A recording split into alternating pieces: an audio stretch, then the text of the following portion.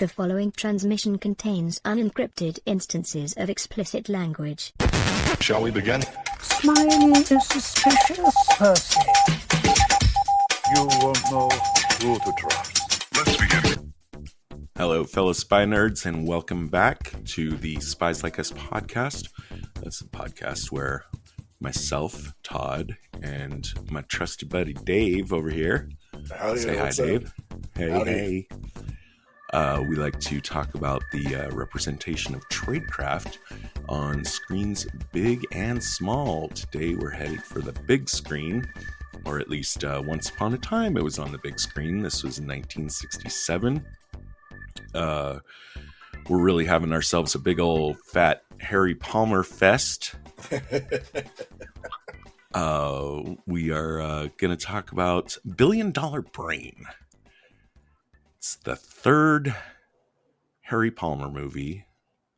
It's the last one that stars Michael Caine and is based on a Len Deighton book. Michael Caine is not going to come back to this role until the 90s. Featured agencies. I did mention the year. It's 1967, I hope.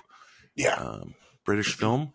Again, it's produced by Harry Saltzman of James Bond movie production fame. Featured agencies this time around are going to be MI5 and the KGB and a crazy private army funded by a Texan oil bazillionaire. Right off the bat, I think I might want to quibble a little with them. I say MI5, and the reason I say that is because at the very beginning of the movie, Colonel Ross wants Harry Palmer to come back to MI5. Now, Harry Palmer was not working at MI5 in the first movie. We didn't watch the second movie, so I don't know what happened in there. But in the first movie, Ross was military intelligence, and the agency that he kind of shunted Palmer into was a fictional one called WOOC, which reported directly to the Prime Minister. In either event, I feel like the kind of work that's going on here would be better represented by MI6 than MI5. Do you have any thoughts on that, Dave? I'm not sure. Because back then, I don't think there was a lot of information out about the agencies and what they did. So now we probably would say MI6. Especially a lot of this is dealt with. Isn't MI5 kind of like the more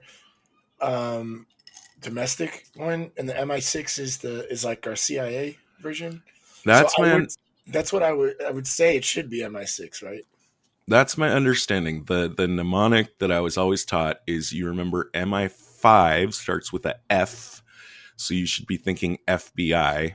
Right. And MI6 starts with an S sound, and you should be thinking of the CIA. But regardless, it's not really clear and not super, I guess, kind of important at the end of the day. Especially not for this movie. Especially not for this movie. Now, the Russians were implied, but not explicitly stated in the 1965 Ipcress file. Mm-hmm. Here, we're definitely talking KGB.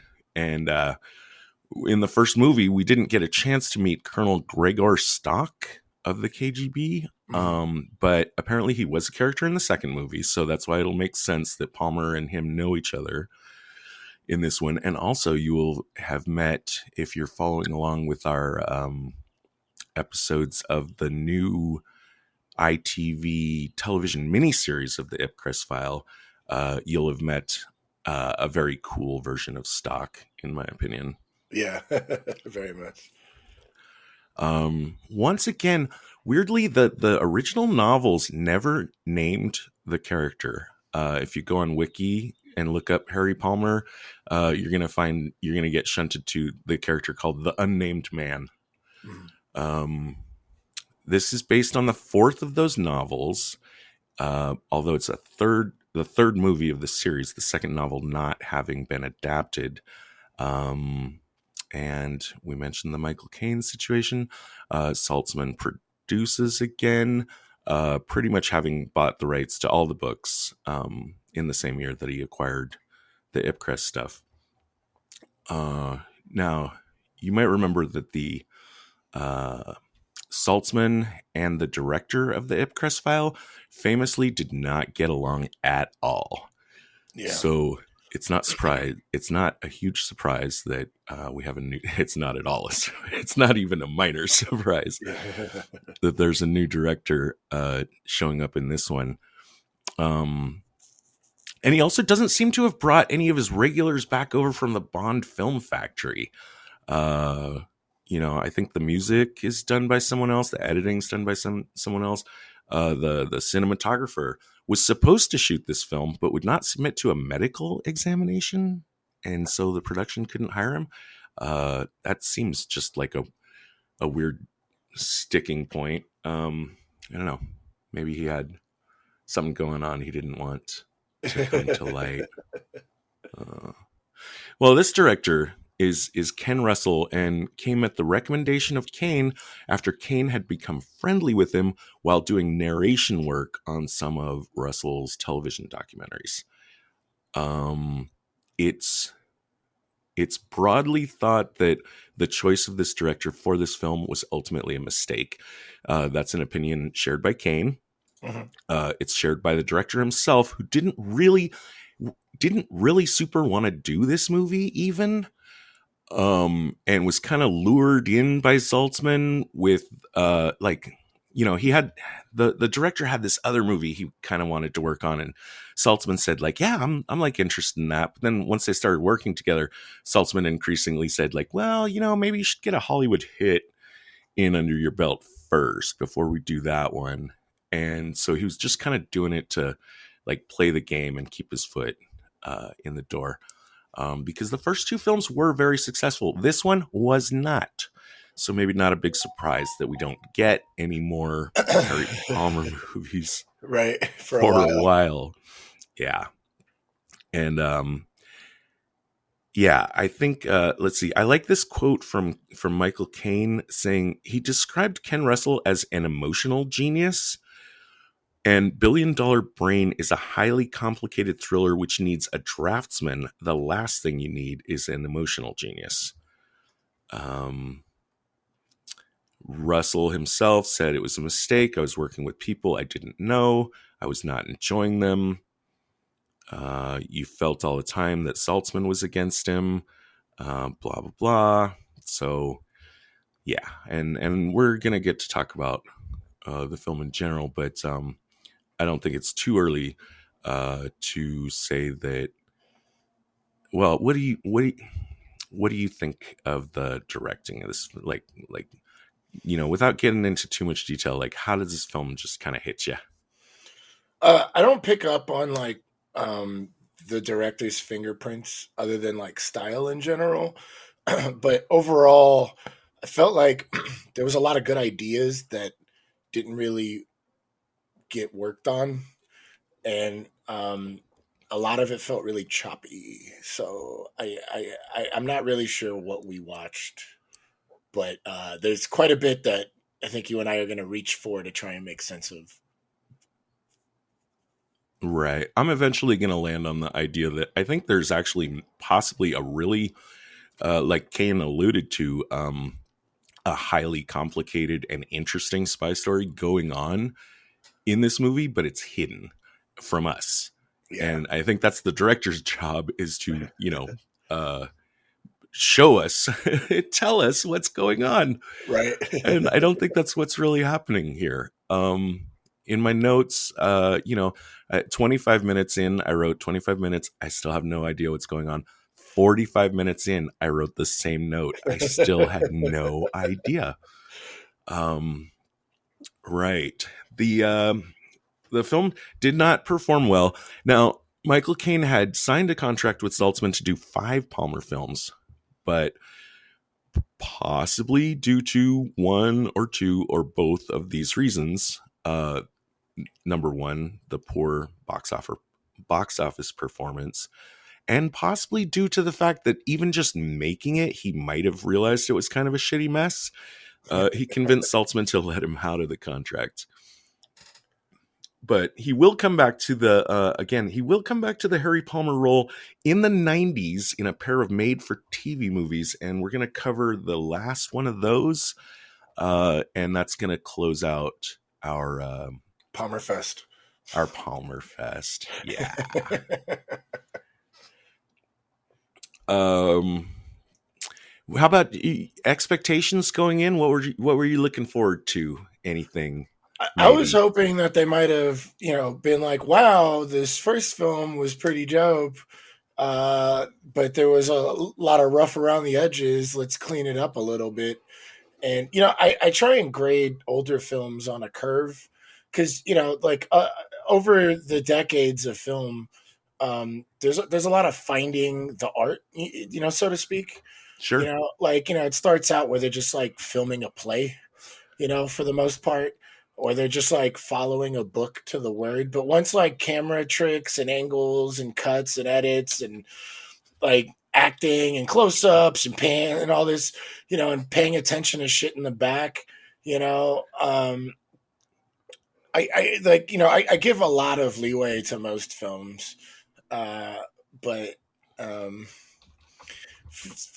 even for the time period that this film came out, I'm really disappointed because I was expecting like them to like clean up the pot. Like, the first one is just they're kind of like getting their feet wet, and then we would, type of thing. Especially since you have novels to draw. This is my gripe with a lot of comic films. You have the storyboard. It's right there. Like, what are you doing messing with? Like, you don't need to change the story much. Like, okay, you want to like make this person this ethnicity or this gender, whatever. Or like maybe you want to change like this one little thing or update like technology or whatever. But the fundamental story is there. Like, there's like really deep shit going on, and I'm sure the novels of the Ipcress File series is like much more in depth than we got in this film. So I was a little disappointed. Sure. Yeah, me as well. And, one thing, we do definitely see, the 1960s is not where, content makers or audiences were at nearly as savvy about how intelligence stuff kind of actually works. Mm-hmm. And so we see a lot of things where people are just kind of I don't want to just say going through the motions, but like just oohing and awing over this new world that they're being introduced to, and not really questioning what's going on. Right. It also occurs to me right now. So, I mean, obviously Saltzman hated the director of the first film, which is not to his credit. I thought the first film, Ipcress File, is a brilliantly directed film. But clearly there was another director for the second one. Saltzman didn't bring him along for this third one. So, some of this might be like Saltzman, just kind of maybe a little. I keep hearing these hints that he's being too, like, I don't know, involved. And he's probably. I'm sure he's got a huge ego going from the fact that alongside these films, his James Bond films are doing fucking famously. Yeah. They're knocking it out of the park. Yeah. That's the other thing that bugged me about this is it felt too much like they were trying to make a Bond film. And there were so many like moments that were kind of out of nowhere. It kind of reminded me of The Man Who Knew Too Much, the 1956. So I think he was trying too much, and I think you're right that his ego might have gotten the best of him on this project. Right. And who knows? Maybe it's possible that the magic is Broccoli. Right. Broccoli is the other, Broccoli and Saltzman co-produced the Bond films. And when I look at these and the stories I hear, I'm thinking like, I don't know, maybe the magic is, it's Paul. Oh God, who are those two singers that famously? Oh my god. I'm I'm crashing. I'm going off the road. My car's flipped over. Hello, darkness, my old friend. I've come to see you once again. Those guys. Oh, okay. Who are the two guys? I Paul Simon, and oh, the Paul other guy, Simon. Yeah. or Okay. Paul and Simon Garfunkel. Right. Anyways, like, great stuff. But when the curtain was pulled back, it really looked like, okay, well, it was really Paul Simon all the time. Right. I guess some musicologists could quibble with me on that. I'm not an expert on that subject. Yell us an email. Send us an email or a tweet. Yell at us for not knowing Simon Garfunkel and Paul, the other guy. It's Art Garfunkel. Art Garfunkel and Paul Simon. There we go. Okay. I was excited to see Karl Malden in this film. And that's because, like, I grew up seeing Karl Malden do his Traveler's Checks commercials on TV. The American Express guy, don't leave home without him. He's warning you about all the shitty stuff that could happen. And I kind of vaguely knew as a kid that I knew my dad, like, really respected him as an actor. I knew he was on the Streets of San Francisco police show, which I think I tried to watch as a kid, didn't really like. Wasn't science fiction enough for me. Yeah. But overall, I felt kind of let down. I don't think Karl Malden was very good in this. Which one was he? That's Newbigin. That's Leo. Yeah. Oh, okay. I wasn't terribly interested in him, but my dad tells me that it's Malden is best known for performing in, not starring in, but having really, really strong important roles in two Marlon Brando movies, like epic Marlon Brando movies, those being A Streetcar Named Desire and On the Waterfront, which I haven't seen either of those, and I guess I should someday for sure. So the Traveler's Checks thing, it's interesting. I just want to flag that Wiki's going to tell us that during the filming of this movie, Karl Malden's hotel was broken into and all of his money was stolen. Oh, wow. And that was what inspired him to become the spokesman for American Express. I find that a little hard to believe. It just seems a little pat. Yeah. But there's that. Yeah, that does sound a little contrived. Uh-huh. Like his superhero origin story. Yeah.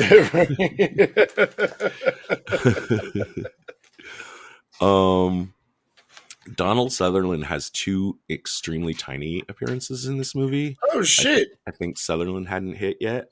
I didn't know that. That's funny. He's got just a really tiny appearance as the computer technician who asks Karl Malden what's going on. Uh-huh. I guess that was being the part later in the movie where Karl Malden is fucking around with the computer. And Sutherland also provided the mechanical voice on the phone that is... so Donald Sutherland is the voice of the brain. Oh, that's interesting. Yeah, I think he has a lot more range than a monotonous robot. Right. On a sad note, holy shit! Actually, it's on my birthday. If I had been born yet, which I hadn't. Oh my God, French. Oh, French. You Francois Dorlia. Hey, I'll let you take the bullet on that one. That's the actor that plays Anya in this film. She was killed just 5 weeks after filming completed, and in an automobile accident. And it's something. Some people wonder whether some of the parts of the film were not as good because she wasn't available to record voiceover. For some of the scenes. I mean, there is a weird one. Like, there's a weird part in the film where he's supposedly going to meet, not Carla, but what's the name of the scientist? Karna. Karna. Yeah. And, how will I know you? Well, I'll say the code phrase. And I think there's a weird scene where we see her saying the code phrase, but her lips aren't moving. Oh, really? Okay. Do you remember? When Palmer first meets her, she's the one that says the phrase because he's expecting Dr. Karna. Right. And I don't know, just shit like that makes me wonder, like, was that for artistic merit, or did they, did she die? And then in post-production, they were like, well, she has to say the phrase, and we didn't get it. We didn't have them mic'd when they were out on the ice. Right. Okay. Like always the plan was to record that voice later, like you would do, because you can't disguise like a sound boom man guy out there. So, I mean, there might be some choppy bits some of the choppy bits of the film possibly could be a victim of her untimely demise before the film was like actually finished. Context. Oops. Okay. So I ran away in my notes to go try to find that scientist's name. Shit. Well, the only other thing I want to say before we go into the briefing room to start tearing apart the tradecraft in this film is to say that I really did like the scenes of the convoy trucks falling into the ice at the end. Oh, that was great. That was like the only awesome part. And you know how much I hate like just ridiculous action. It made sense. Here's a giant army trying to cross like a frozen ice lake ocean sea thing. Yeah, they're like crossing from Finland to Russia over the frozen ocean or some shit like that. So what they do is they bring some jets to like blow up the ice and sink the things. And I was like, oh, that's kind of smart. That was pretty cool. Yeah, it was a ton of good filming. It made me really nervous for the actors in the scene, watching them, go down with these trucks. Like, it looked like seriously dangerous stunt work that is probably illegal today. Right. Damn OSHA. But the ice itself is not ice. It's all polystyrene, huge slabs of polystyrene. And they filmed this all in a giant tank instead of outside. That must have cost a pretty penny. I'm sure it did. But yeah, really, really pretty filmmaking. And, just to get it out of the way, since mostly what we are here to talk about is not special effects, but tradecraft. Mm-hmm. So if I have anything like that I want to flag, I just want to get it out of the way before we head into the briefing room. Quick check on a park bench. It's kind of a yes, kind of a no. There's a garden bench. Oh, that's right. I didn't even think about that. Yeah, it's kind of like a public. What are they at? What is that, like a courtyard? Atrium? An atrium courtyard type of something. Yeah, I was so just baffled by this film. I didn't even pay attention to that. Yeah, we did. We got a half park bench. Right. But we didn't use it as a park bench. We didn't use it as a meeting spot to but Cowboy and Palmer were running surveillance, right? That's true.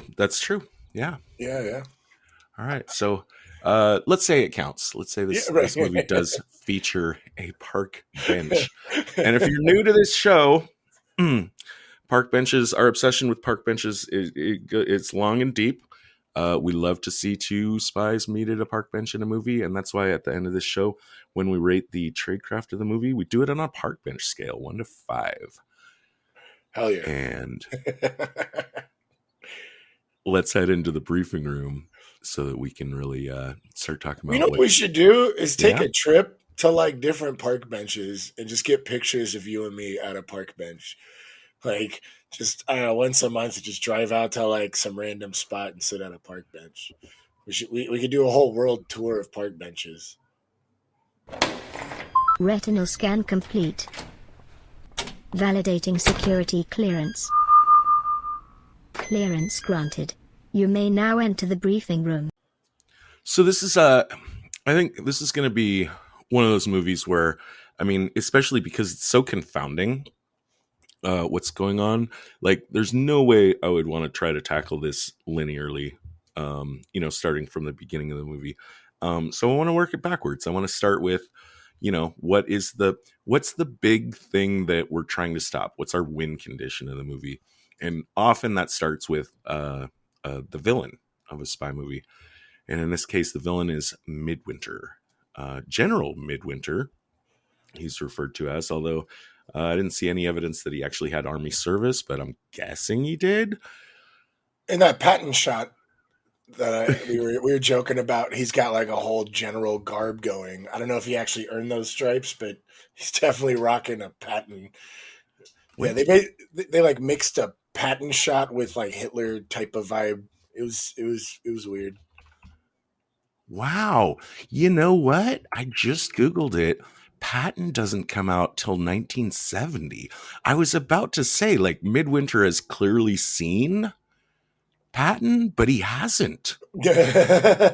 Wow, maybe Patton got the idea from this. Wow. That really famous stage. That's when I saw that. That's the first thing I thought. But they had him raised up like on a thing, like at the top of like a balcony or some shit. So it definitely had some Hitler vibes to it. Sure. Oh yeah. Oh yeah. But yeah. Oh wow. Amazing. Patton comes out after this. All right. Well, let's talk about billionaires real quick. The movie is called $1 Billion Brain. It's not stated, but let's assume for just the moment real quick that he spent $1 billion on his computer. Wow. $1 billion in 1967 would be equivalent to 8.5 billion today. And the richest man in the world in 1967 was an Indian diamond mine magnate who, at his death, was worth about 3.8 billion. So if this guy, if this fictional character was like, let's give him the benefit of the doubt. Let's say he's worth 4 billion, right? Uh-huh. If he spent 1 billion on his computer, that's like 25% of his entire estate. Wow. So just wanted to put that in context. Also, I don't think he's getting his money's worth out of that computer. No. I was happy to see the punch cards. I forget, when was the last time we saw punch cards in a spy film? I think it was Spy Sorge, I think. Oh, there was Spy Sorge, but I think what was our man Flint had some programming cards too. Yeah, our man Flint definitely had some big clunky computers. Yeah. So that's always fun to see because you don't get to see that anymore. But when we do see the computer, the computer room, they are showing the actual like Cray, computers that were like the super state of the art of the day. Mm-hmm. So wow, that also must have cost him some money, and also seems unnecessary because how would audiences know? I would say no. Let's just save a nickel and just show them some fake computers. Oh, you're saying that was an actual computer? Yeah. Oh wow, I thought that was all just. Oh wow, that's really cool. Well, they probably rented the space then. That way, it probably would have cost them more to make a fake one. Okay. Yeah. But also, I don't know. It's a funny one to me because I think Crays were very rare at the time. Yeah. And I don't know who actually owned them. I think only governments did. So, well, if you notice the what are those called? The reels for they had Honeywell on them, so I think that was product placement. So that might have been something that Honeywell paid for. Oh, let me check real quick. You got me curious. Yeah. Well, and especially like last time we were talking about what was the movie? You were talking about the value of. Oh, yeah, no, it was Zipcrest File the show. We just discussed this, like being able to put $1 on information, and I don't think we talk a lot about that on our show. And I think that's kind of cool to kind of bring up sometime. Oh my god, dude! Honeywell still makes computers. Are you saying? Wow. Yep. They probably make those They like make giant mainframes or something. today they make mobile and vehicle mounted computers. Oh, Um, for specialized stuff, and they make handheld stuff for in-store merchandising, like and oh, like inventory management. POS. Oh Huh? yeah, or like a POS system gun or like Or like inventory gun. I think I'm thinking of like the little handheld computers that like UPS drivers carry around. Yeah, Or the guns, the oh yeah, yeah, the yeah, yeah, scan yeah. thingies, and then like at a POS in a retail store, they have those guns. Okay, all right, cool. So, anyways, Midwinter, he's fucking crazy. Yeah, And when we meet him, and we don't meet him for a long time in this film, but we need to figure out what he's up to in order for anything else to even possibly make sense, because everything has to do with Midwinter, right? right. That's the whole reason we're here. He and that's why it's when he shows up in the movie at a, definitely past 45 minutes, but not too far. I think it's about halfway in, and he goes off and explains basically everything to, Yeah, to Palmer, that I actually felt a little relieved. I was like, oh my God, now I feel like I'm starting at this very late time to actually have some kind of clue of what's going on here. right. However, we have problems with that. Can you tell us some of them? Well, the one, I mean, like, what made my number two worst Tradecraft is this is like a giant $1 billion oil tycoon that has raised the military. And he does kind of talk some shit to Palmer that he thinks he's a traitor because there's photography of him with like the KGB. But I would like to think like a giant Texas like oil tycoon would have invested in some amount of intel, and I guess Leo is that guy.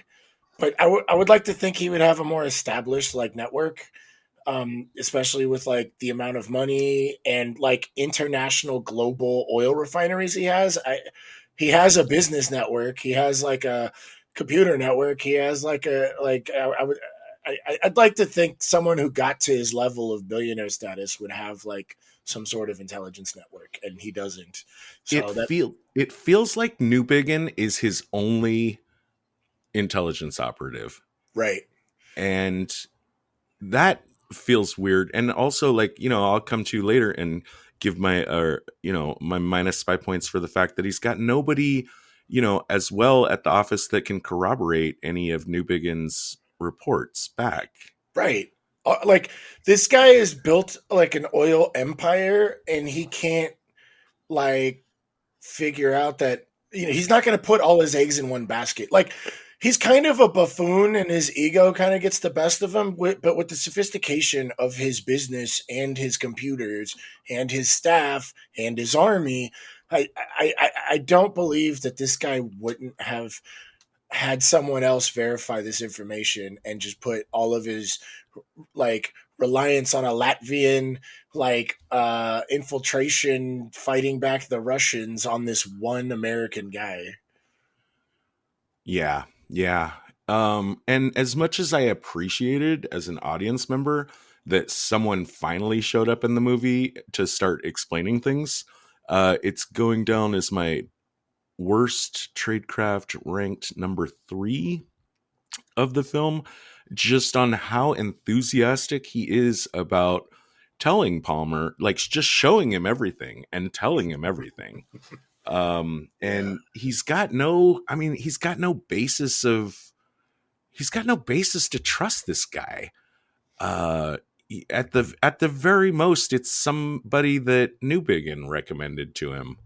Yeah. And I guess maybe the computer, picked out and said was a good guy, since he seems to be basing all his decisions on what the computer, and my brain is never wrong. I was just about to point that out. And I think we should discuss the AI because we talked about it a little bit. And I don't know if we have like a section to discuss this, but I wanted the AI to be more of a character in this film because it's the name is $1 Billion Brain, and it's obviously the computer. So maybe he's just became so reliant on this technology that he doesn't need to think about it, I guess. But I still don't buy it. I share your disappointment with the computer being not nearly as important of a story element as it should have been, and as the movie title suggests it would be. I mean, Newbigin gets to have some fun fucking with the computer. He's basically feeding it bad information. Oh, by the way, I put that in my notes. Hacking fucking card programming. I never even thought, because I've never seen one of these like program card computers, and I've never like got to work on one or like, any of this. You just hear about it. You take a programming class, even like a basic one, and they always like, yeah, computers used to be the size of like a warehouse and they would use program cards. You talk to your parents or your grandparents are like, yeah, if you lost one card, it would fuck up your whole program, But like we actually get to see someone like hack, like we're watching all these hacking films or spy films where people are hacking. So we got like a nice little program card hack. So plus spy points for that. That was fun. Sure. But yeah, but it's Newbigin who gets to do it. And it's I think a recurring theme that I'm gonna keep hitting on here over the course of our discussion of like how everyone seems to have fun stuff to do in this movie except for our hero. Yeah. Like I would like this movie to have spun on at least one plot point where Palmer fucks with the computer, where Palmer has to realize, this, I think understated theme in this movie of, the classic thing about computers is like garbage in, garbage out. Like they're the ultimate garbage in, garbage out machines, right? Right. You can't even make the tiniest of mistakes. But I, just huge missed opportunity. Like I wanted the movie to somehow revolve around Palmer figuring out the program that the computer is running and just giving it this one, bad piece of information that changes everything. And then all of a sudden, we win. And we all get to applaud at the cleverness of Palmer. Yeah, he's kind of just along for the ride. He is so along. He is so fucking along for this ride. He does a lot of cool little things, but they're not impactful on the story whatsoever. Yeah, we're gonna litigate him hard. Yeah. Later. But to finish up, or not to continue along Midwinter.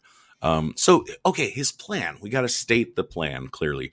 His plan is to fund and plant revolutionary forces in the Soviet Union, which, of course, at this time, the Soviet Union, it's not just Russia. It's got all these satellite nations that it's basically dominating in its region. And right now, he's going to start with Latvia. I don't know much about Latvia. I did check it briefly on the wiki. It shares a border with Russia. It's fairly close to Moscow. It's south of Finland. It's on the sea. There is, or at least at the time, and I think currently too, Latvia is principally Christian. And seems to have been upset at the time about the crush of Soviet atheism. This is something I didn't know, or maybe I don't think I ever realized about the Soviet Union. And maybe I'm drawing too much from this one article, but I mean, Russia itself is generally clocks Christian these days, but and historically, like. But the Soviet Union was very atheist. Right. Yeah, it was very, very, very, like most communisms are very, very atheist. And even if, like in China, there's multiple religions that exist, but it's like state sanctioned.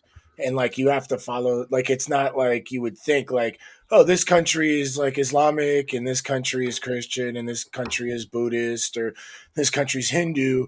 No, like in most communist countries, even if a religion was sanctioned by the state, it had to follow very strict like protocols or something like that. Go ahead. Now I'm curious: is Taoism Chinese?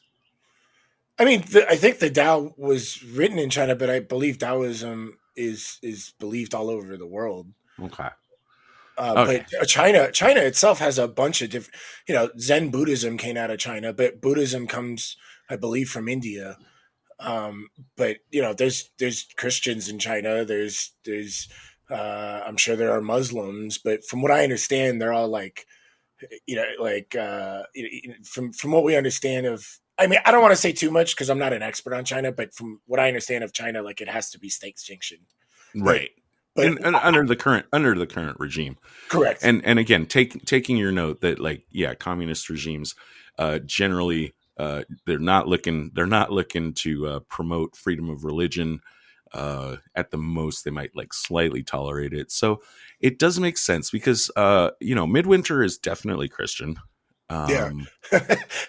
I don't know if I'd say that, but I think he thinks he is. Okay, right, of course. No, Well, there's but a lot of there's a lot of flavors of Christianity out there. absolutely.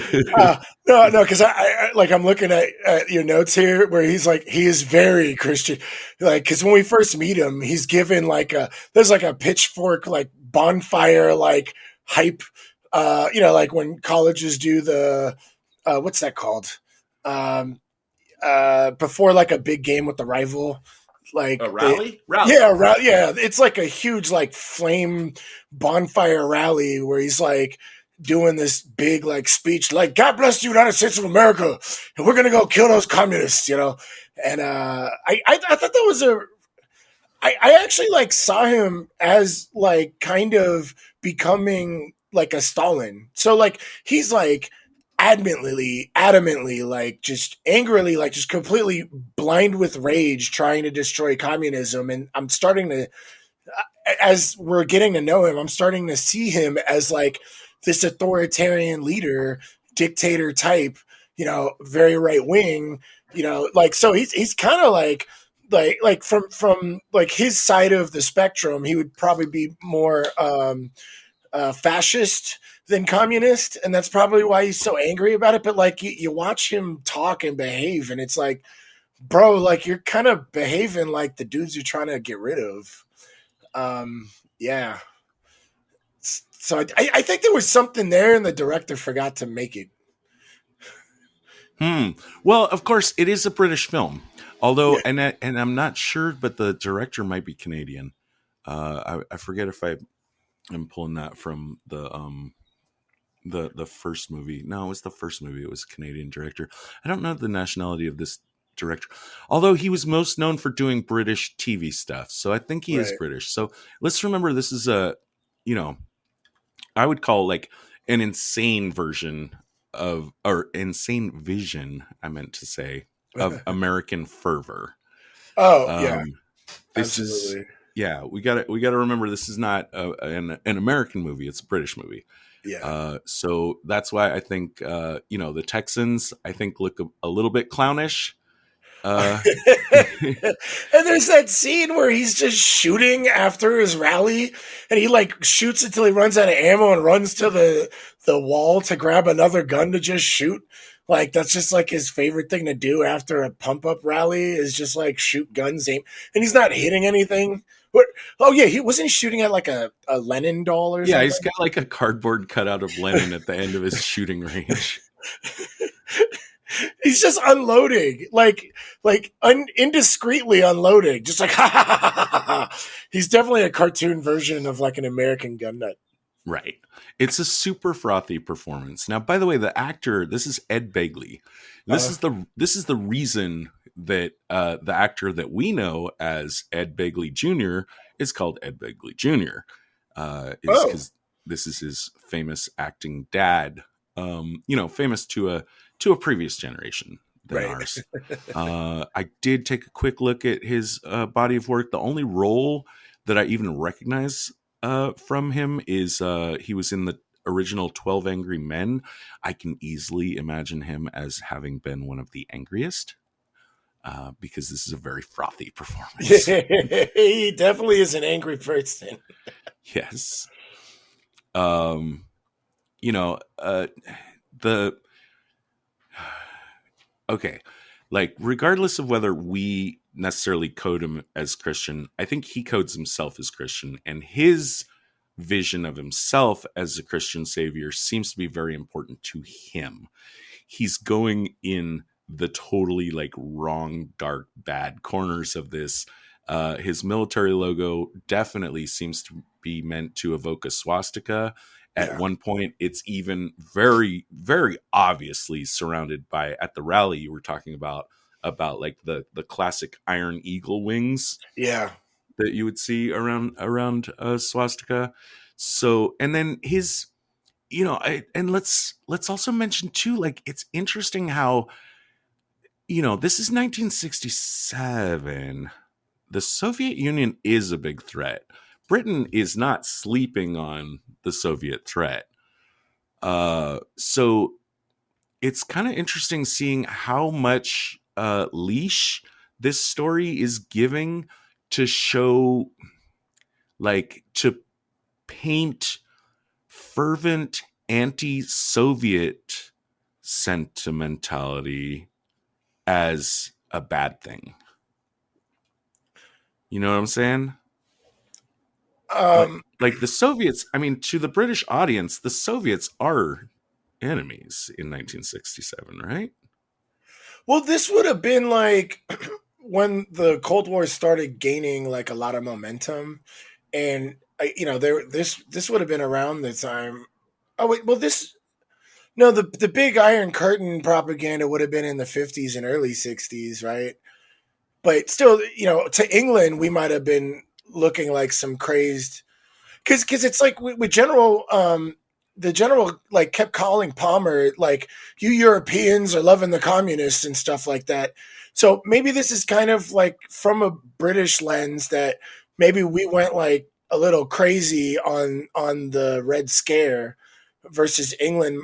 Like, at least the public might have seen it as like, well, we won the war. We're trying to not be crazy, angry people like, Hitler. What, like, you got to calm down, buddy.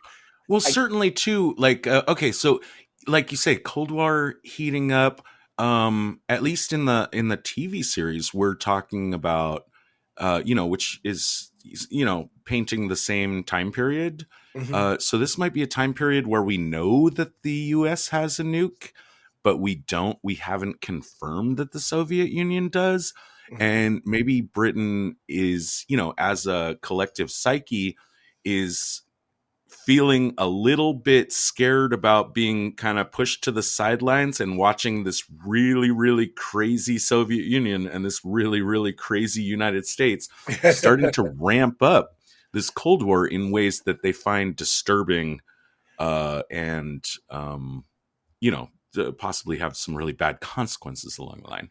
Yeah, that's kind of how I feel about what they were trying to accomplish, at least in this film.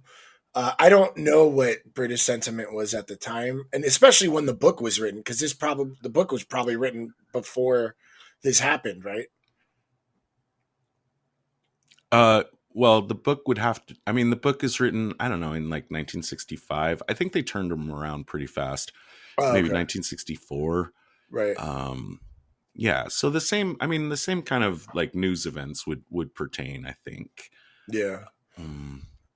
But yeah, I'm on board with you. Like, I think that might have been the purpose of what's going on. But again, like, I think there was a lot of missed opportunities or just bad executions in this film. Now, Midwinter does have a huge private army of his own.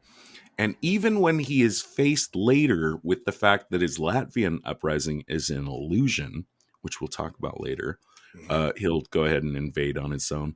And also part of his plan involves unleashing a virus attack on the Russian army.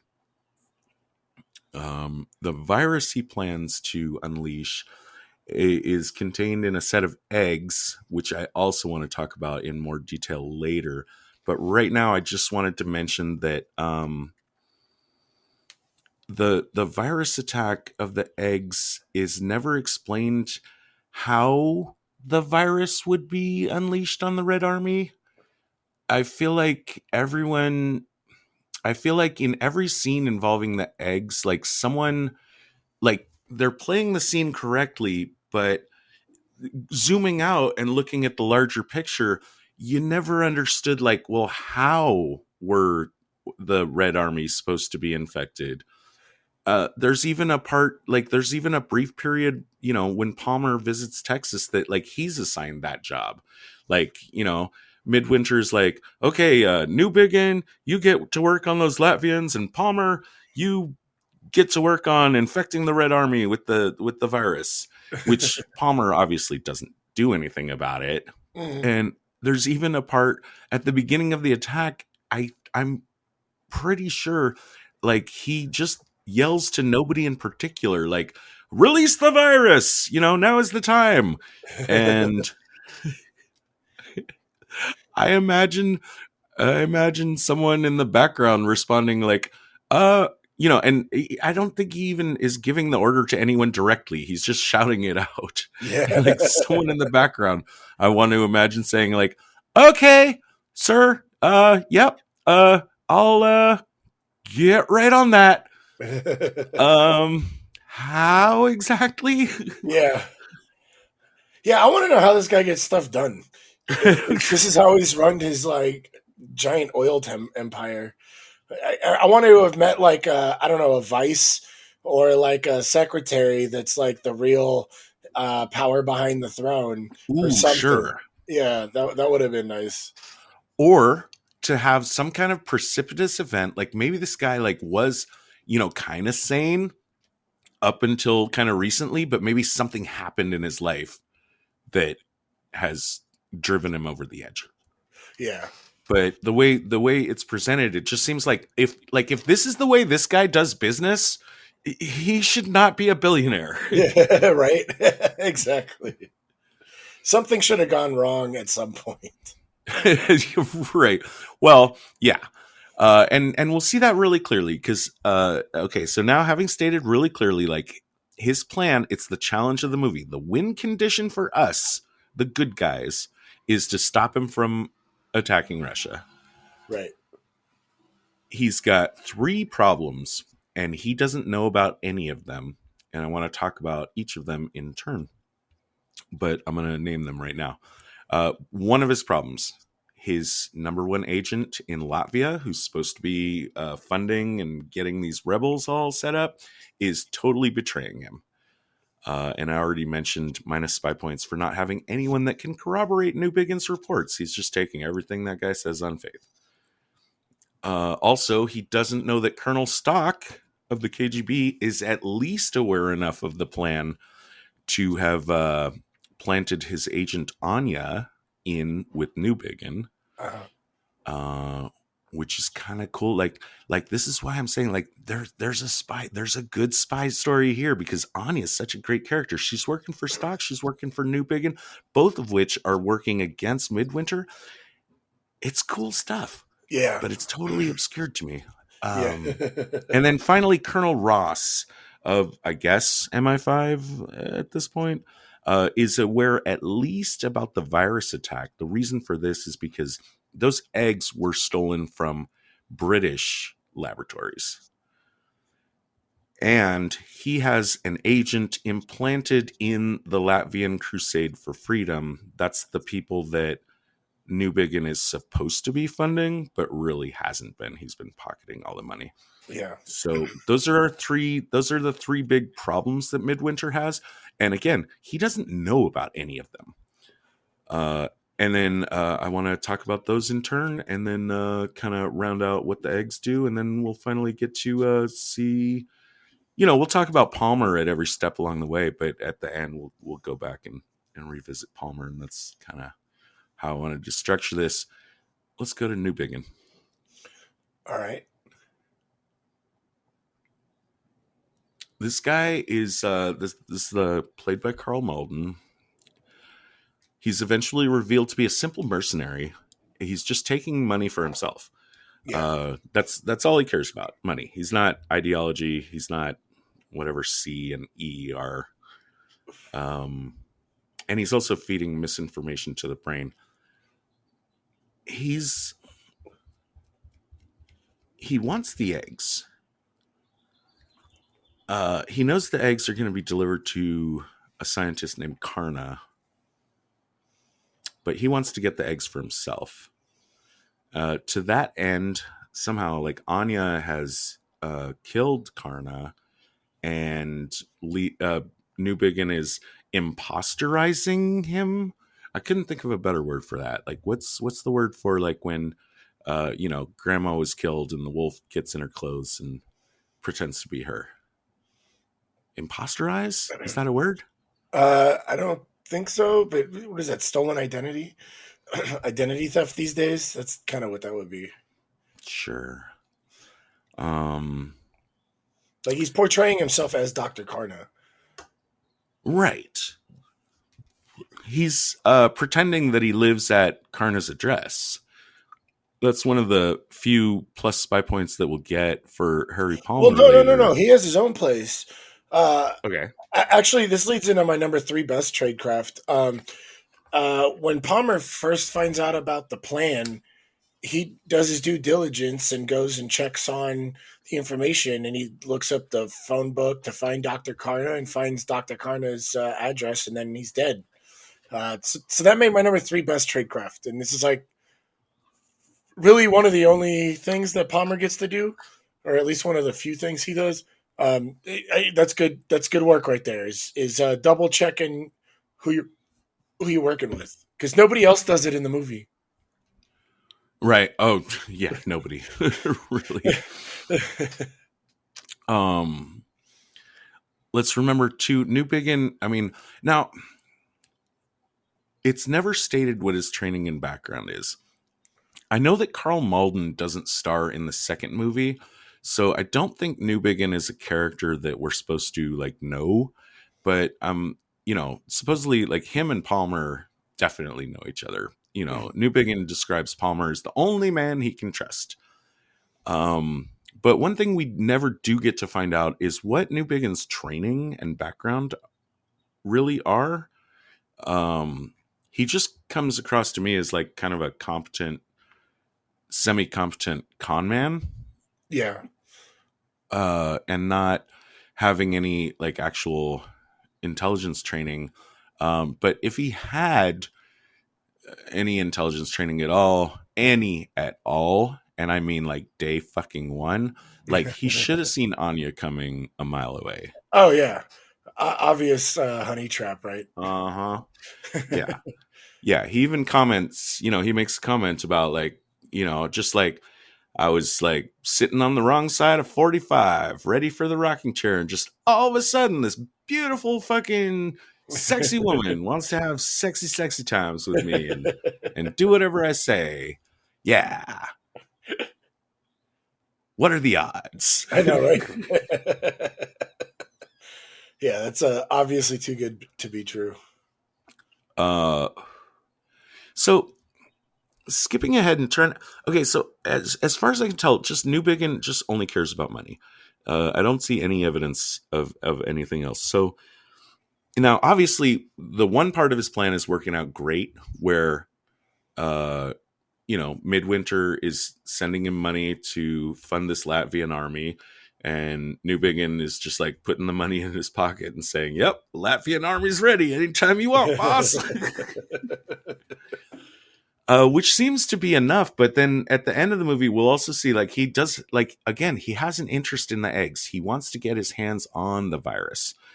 And for his own personal reasons, not just because, of any, trying to prosecute the plans of Midwinter.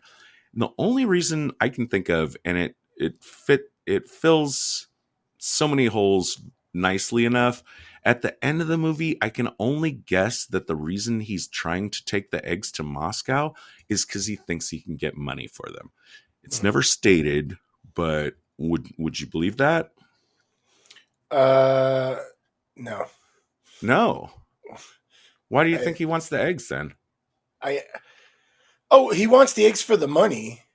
I thought you were saying that he had like some other plan for them. Sorry. Oh, right. Yeah. Totally misunderstood. Dude, the eggs are such a weird. What's a MacGuffin? You know what I mean? This is the MacGuffin for the film, right? Even though we're not really like super focused on them. It's not a pure MacGuffin, but it is a MacGuffin. Yeah. Yeah, and again, I feel like it's like, the missed opportunity with the AI. Like, okay, yeah, it's a deadly virus. All right. Okay. But who really wants them? We know General Midwinter wants them so he could unleash like a huge like bio warfare on the Russian army. But why does Anya or the Russians want them other than to keep them away from Midwinter? Why is Leo trying to get them to the Russians other than, I guess, trying to keep them away from Midwinter? Like, are the Russians going to pay him? They never said that. They never said that, but it fits with Leo's profile enough Right. that I'm gonna take Occam's razor and say that like the simplest solution is probably the most accurate. In that he thinks, because it makes sense. Like, if you show up, if I'm Newbigin and I show up in Moscow and say, "Hey guys, so check this out. This crazy Texan stole these super secret viruses from the British, and we're gonna use them on your army.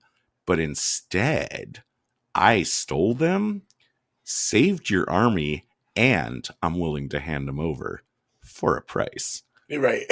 Totally fits, right? It definitely fits. Yeah. And if we had seen that, I think this would have been a much better movie. It's totally stuff like that is what we're missing. Yeah. So now, okay, so Newbigin though, like, seems to be welcoming Palmer in and being happy. Like, he's not surprised to see Palmer. So, I don't know. Is it early enough? Is it a good time to talk about, like, why did the brain tell Palmer to take the eggs to Newbigin? Or no, sorry, the brain told Palmer to take the eggs to Karna. But Karna is dead. Newbigin's pretending to be Karna. That's how he's going to get the eggs. But why Palmer? Oh, you mean at the very beginning of the film? Very beginning of the film. Oh. This is like the hook that gets Palmer involved in the first place. The brain. Wait a minute. Wait, I didn't even think about that. It was the computer that calls him. Oh, so maybe the computer was lying and he's supposed to meet Karna. And Karna, so, okay. Because, okay. Who is it? Ross is our British agent. Yes. Ross wanted him to come back and join. Ross wanted Palmer to get the eggs from Karna.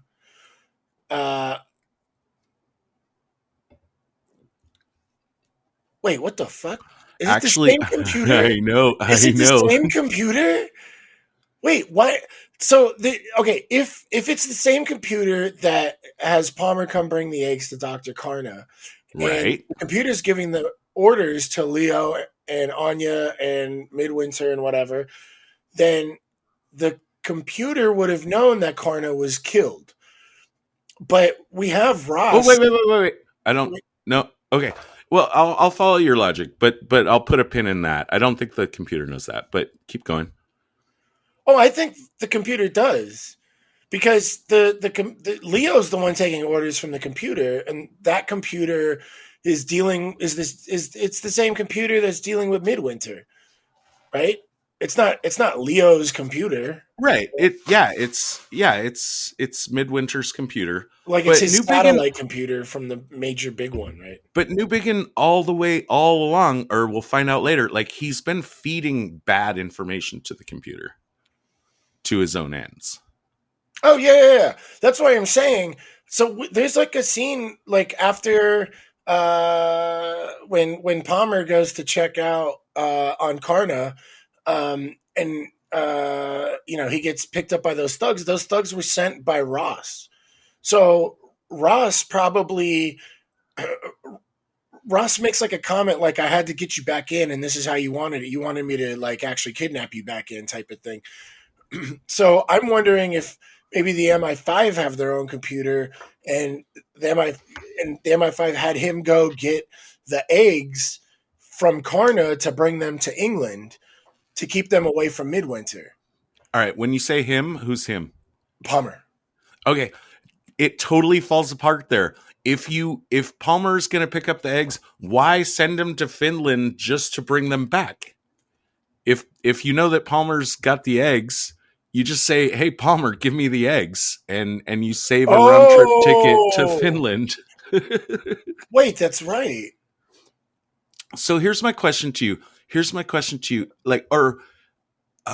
Okay, well, I can run down the list of suspects. I think there's only one that even makes slight sense, and even it doesn't make sense to me. Okay. So here's one. Like, just massive coincidence. The brain looked at like all the people in the world and decided that Palmer was a good choice. Okay. I don't like that one. It can't be Ross, because if Ross knows that Palmer's going to take the eggs, then it's just like game over on the eggs. Right. You know, you're done on square one. Right. Stock doesn't have access. Stock and Anya don't have access to manipulate the brain. Right. And that leads me finally to just one person that has access to manipulate the brain to choose Palmer as the courier, and that's Newbigin. Okay. And also notice Newbigin is not surprised to see Palmer show up in his steam room in Finland, right? No, he was like, "You brought me my best friend and the only man I trust," and stuff like that. Right. So I think, and I mean, okay. So what I've done is like, I think I've done a great funnel of logic that's going to lead us to only one conclusion. And then I'm going to tell you how that conclusion also doesn't make any sense to me. Yeah, but what doesn't make sense is why the computer would send him to meet a Dr. Karna and just have him go and meet somebody. There was no point other than the film introducing that there is this Dr. Karna who's dead anyway. There was no point for the computer to do that. Here's how I run it. Newbigin somehow tells the computer Harry Palmer is the guy for this job. Mm-hmm.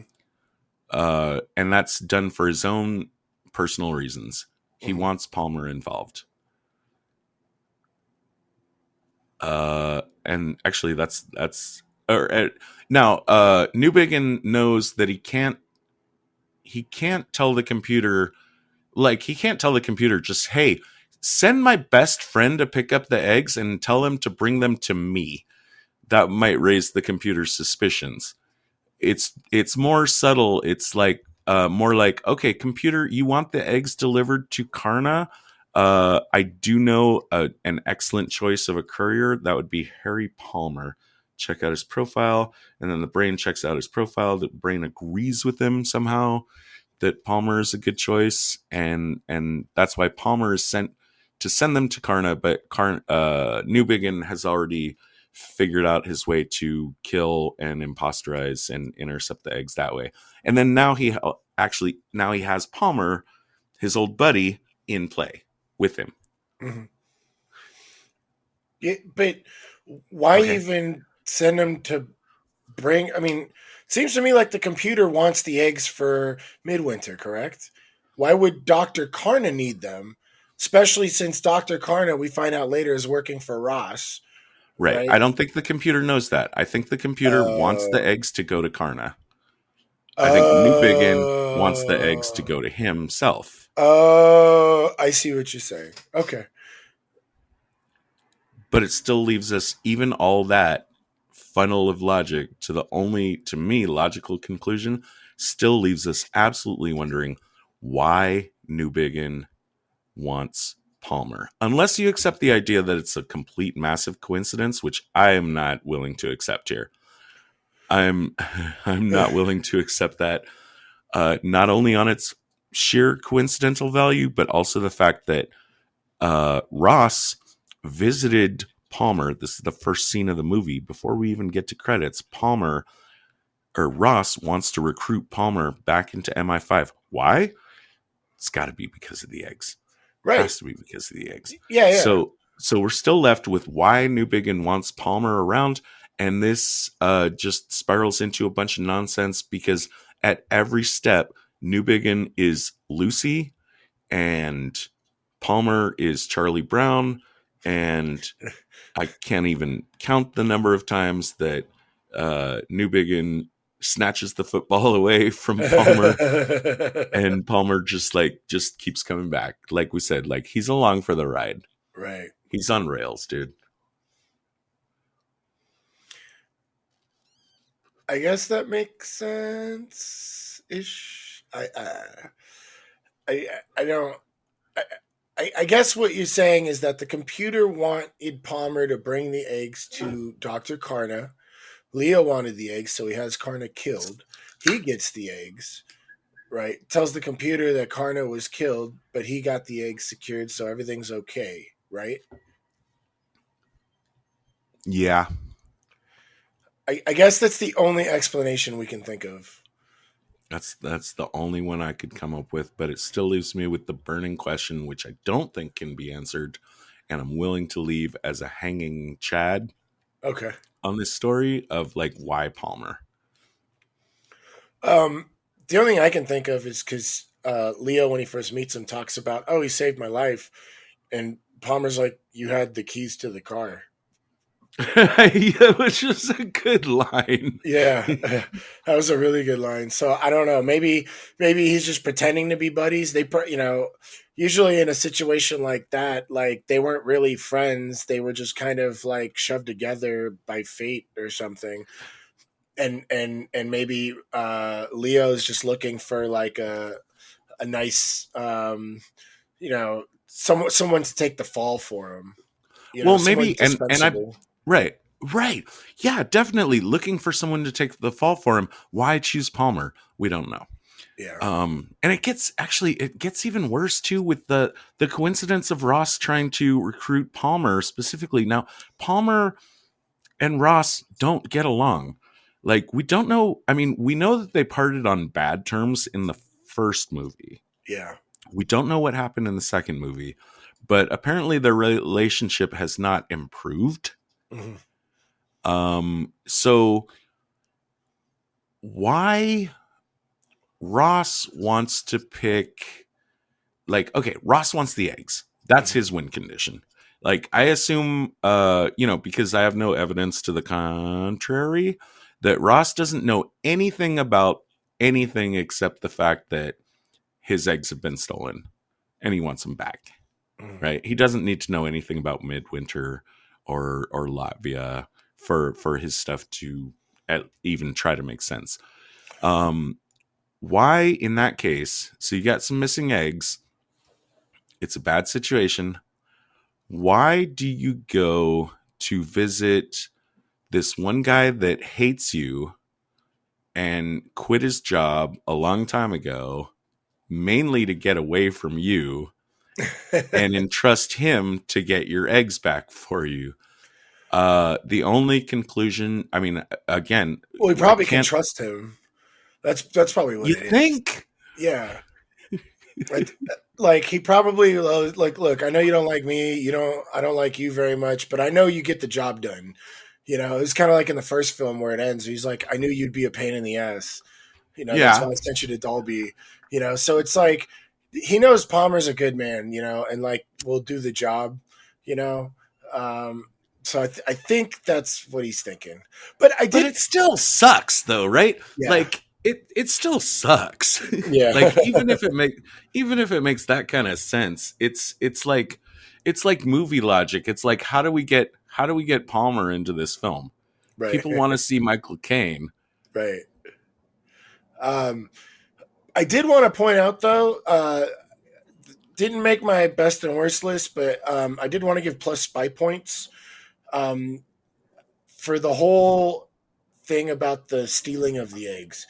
If the eggs are in a locker, that means somebody stole them and put them in the locker. I agree. And they want Palmer to pick up the eggs and take them to Karna or Leo or whoever. The computer on the phone doesn't give him very much information. He just says, look, you've just been given 200 pounds and a key. You need to go to the airport, use the key, open the locker, take the contents, and take it to Finland. Once you get there, you'll get another 200 pounds. I really like the separation of parties. We discussed this a lot in a lot of spy films. Whoever stole the eggs doesn't know who's picking them up, right? I'm sorry, say that again. Whoever stole the eggs doesn't know who's picking them up, right? Right. Yeah. It's levels of separation. Yes, we Right. like Yeah. that. We like that. And That's then, plus and 5 then points. the one who picked them up didn't know who stole the eggs. Then the one who picked them up, which is Palmer, goes to deliver them. There's a nice and then who gets them? They're not sure who they're really, but this all goes to Midwinter, right? So I like this separation, and I plus 5 points on that one. All right, cool. It's a good time. I'm going to jump ahead and mention that I ran the numbers on the 200 pounds. Uh-huh. I mean, to you and me, dude, to you and me, like 200 pounds sounds like, I don't know, $200, right? Well, back then it probably would have been more. I think the pound exactly. Exactly. So like $400, right? Yeah. So I was a little iffy on like, what you want me to, trust a weird computer voice and have me get on a plane to Finland for $200? Fuck you. Yeah, right. Well, back then that would have been a lot more. I ran the numbers. Oh, okay. What you're looking at in today's 400 pounds. So he's getting 200 for pickup, 200 for delivery. In 1965, I couldn't narrow it down to 67, but that's 400 pounds back then is 8,000 pounds today, which translates into over $10,000. Wow. So I like that math held up, as far as like, why would I, especially if my detective agency is struggling and needs some money, like, yeah, will I take a plane to Latvia and back and not be told what I'm doing or why for $10,000? Yeah, I might. Right. I might. It'd be tempting. Yeah, it would be tempting. It's within the realm of logic. Yeah. But yeah, wow, inflation, dude. 200 pounds in 1965 translates to 8,000 pounds today. Wow. That's nuts. We were talking about billionaires too. I ran into a fun fact about Henry Ford, who was the first billionaire. Now, whatchamacallit, that other guy claimed to be a billionaire first, but it's actually it's Rockefeller. Oh, okay. But historians have basically figured out like he wasn't actually a billionaire before Henry Ford was. Henry Ford, fun fact, increased his fortune from 100 million to 1 billion in the span of 8 years. Wow. Wow, indeed. That's incredible. That's what you get for inventing the fucking car. Yeah. Well, I mean, he was also like a visionary, well, we're not talking business on this podcast, but sure. He went like just as far as like running business, managing employees, quality of life. Like, I think he was the first to establish the 40-hour work week. It's just, yeah, I'm not surprised that he grew it that fast. Yeah, Henry Ford, absolutely. Unless there's some dark secrets that I have not heard about him, like whipping, Puerto Rican chickens in his bedroom or some shit. Unless I've missed a memo, Henry Ford, absolutely one of America's true heroes of industry. Yeah. New biggin. So, okay. So we've established too, like, and I want to talk about later, so if New Biggin wanted Palmer involved, then all he does from then on is just try to like throw him under the bus, left and right. We talked about how, we alluded to New Biggin's reporting of false information to the brain, but we get to actually see that when on the first mission that he takes Palmer along with, the brain instructs Newbigin to assassinate Anya. Mm-hmm. and he doesn't do so. But when the brain asks him, how does the mission go? He says, yeah, I killed them. Later in the film, he's going to retroactively alter the brain's file, again with the punch cards, to say that he wasn't ordered to kill her at all. But quick plus spy points for the brain. It somehow did ID her correctly as a Soviet agent that should have been killed. Right? Right. Oh no, yeah, definitely plus spy points. That's the one thing that they didn't even point that out. They were just like, it was like cinematic feelsy, like, oh, you want me to kill the girl I love? Not gonna do it, type of thing. But no, I am totally 100% on board with you. I believe that the computer correctly deduced that she was probably a Soviet agent or just an agent, and that she needed to be eliminated. And I am totally on board with that. Okay, cool. So that's our first instance of seeing that, like, Newbigin's not playing clean with the brain. He then gives Harry some new instructions, and it's not clear where these came from. It's not clear to me. I'm sorry, did I say Newbigin? Or Newbigin gives Palmer some new instructions to go do some, I don't know, some mission with the Latvians or something. It's not clear whether those were instructions he got from the brain that he's passing along, or again, like doing his own agenda. But Palmer plays ball like he does through the entire movie, goes to the meeting. This is the Latvian cousins. Mm-hmm. You know who I'm talking about? Yeah, the ones that do the raid on the Russian supply trucks or something. Right. It looks like they just want him to take some photographs. Do they not did they need to set up this complicated chain of... I wrote that same note. I mean, this had to have been a setup, because there's no way that they have the camera and don't know how to use a camera. Right. I don't believe at any point anybody at that time that has a small camera like that doesn't know how to take pictures, because it's not like they're asking him to develop the film. They just want him to take the pictures. So this is like an obvious setup. So I think it might have been Leo that just wanted to eliminate Palmer.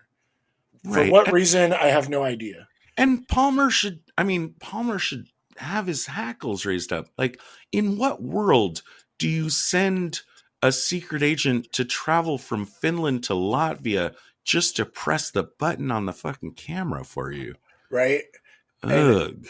And all the other people just needed to be there to pretend it was a robbery.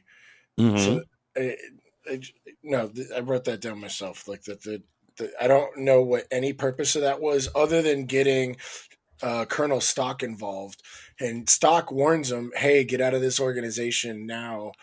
And then the raid happens. Then they knew the raid was coming because all the Soviets show up to raid the raid, and they take Palmer in.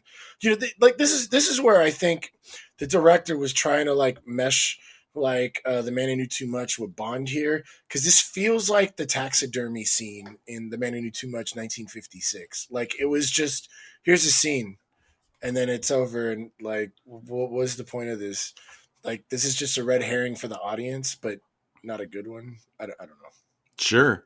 And as you mentioned, like, this is possibly like a chance for Newbigin to eliminate Palmer, because at the end of the thing, like, the one guy is gonna try to shoot Palmer for no reasons that we can ever deduce, in my opinion. And that's gonna go to, and I'm gonna start collecting points. I don't want to talk about my number one worst until we've actually gone through all of these instances, but this is an instance. We have no idea why anyone, including Newbigin, would want Palmer dead at this moment, and we have no idea why anyone, including Stock, would want to keep Palmer alive at this point. Right. This is the point where I wrote my 48 minutes in and no fucking idea what's going on. Yeah. Again, Newbigin is going to consistently, at every fucking turn, he's gonna be Lucy. He's gonna say, "Hey, come here, Charlie Brown. kick the ball, kick the ball. Charlie Brown's going to be like, okay, I can trust you this time, right? Yeah. Yeah. Oh, you can totally trust me. And then, no, you can't trust me. And he just betrays him over and over and over. And Palmer just never fucking blinks an eye. And that's Newbigin. So now that's one of Midwinter's big problems, is that his main agent in Latvia is a money-sucking prick who lies like a rug. But Midwinter's got more problems. He's even got more competent problems. Yes. Yeah. Far more competent. We're talking about Stock and Anya, right? Take me in. So, I mean, I don't know how this was like a big twist at the end, because it was pretty obvious that Anya was on to something. But the idea is, word gets out that these eggs have been stolen, and Stock has already planted Anya way ahead of time. So he already knows about this whole thing. So it just shows, like, mad plus spy points to the KGB for, like, having people in places to get information so that you can see, like, the signals of something big coming, like someone coming in to attack Latvia with viruses, right?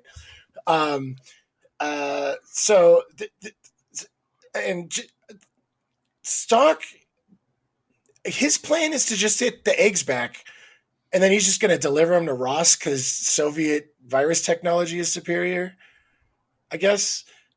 But then they don't actually get the eggs. Yeah, don't get ahead of your skis on that one. Yeah, let's skip that till the end.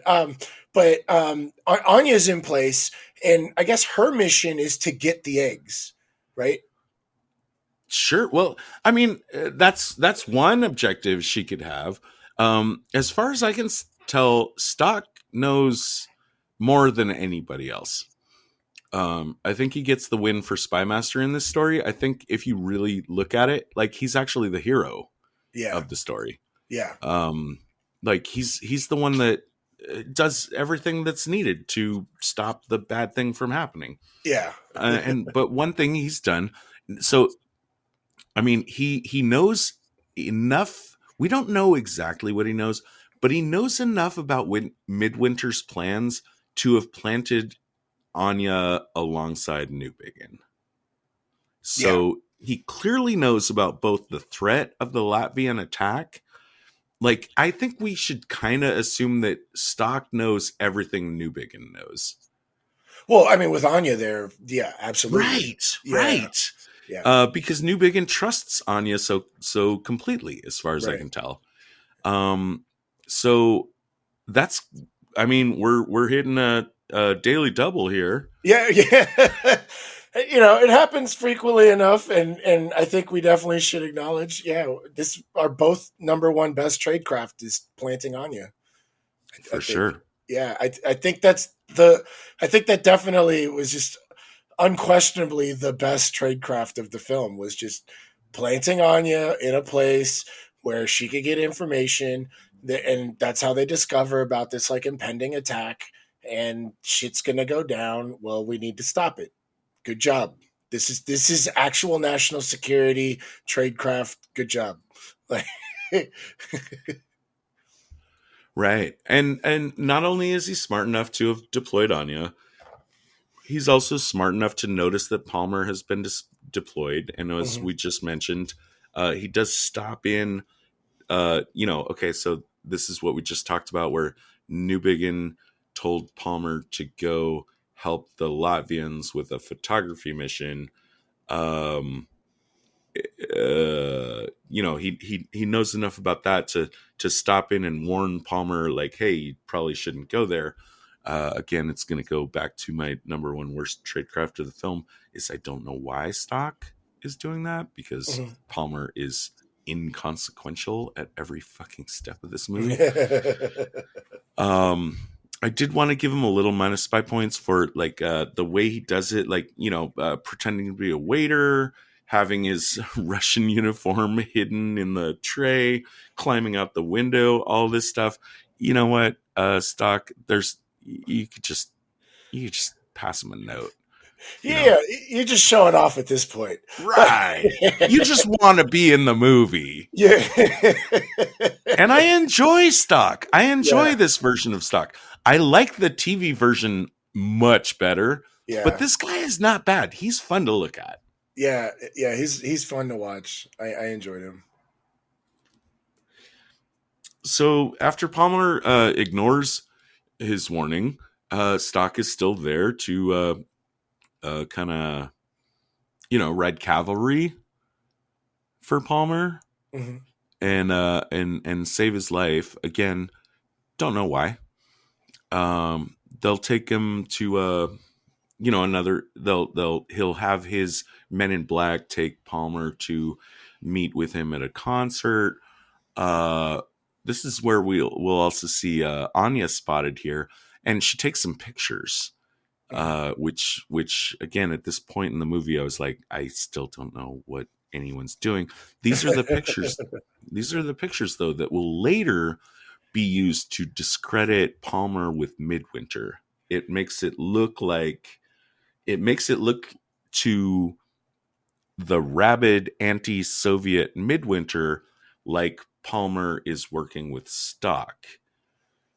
Now, and those orders probably came down through Leo, right? Because there's no reason why, even though she's working for Stock, and Stock probably knows that she's doing this, I don't see any reason for Stock and Anya to want to incriminate Palmer to Midwinter. This has to be a Leo thing because Leo, Palmer got away from the idea that Leo was trying to kill him for no reason whatsoever. And now he wants to incriminate him to Midwinter for no reason whatsoever. So Palmer doesn't get half the money. That's what it is. Okay. Okay. Yeah. All right. That's probably it. Palmer figured him out, got all the information, wants half the money, and now Leo's trying to figure out how to get rid of Palmer. Okay, fine. All right, whatever. But I'm guessing the pictures to incriminate Palmer to Midwinter were specifically Leo's orders. And I guess Stock's okay with that. I agree. Yeah, I agree. And also, I mean, I think it's just kind of plus by points to just grab those pictures just in case. Right. Yeah. You don't necessarily need to know how they might come in handy later as part of a 15-part master plan. But just, grab a little juice, a little incriminating evidence on your supposed allies so that you can use it to betray them to your supposed enemies at a correct time. Yeah. But I definitely want to put a pin in on this is the first time that we have any clue that Anya is anything more than just pretty face. Right. Like she's doing something. Right. We suspect it, but we actually get to see it. Right.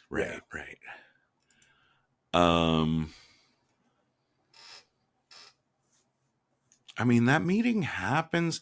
This Latvian guy, Sonata, commits suicide before Stock's men can grab him, and I don't care. Yeah. I don't even care enough to wonder why, or what was really going on with this mission. I don't even know what that guy was doing in the movie to begin with. I don't either. He was a scientist.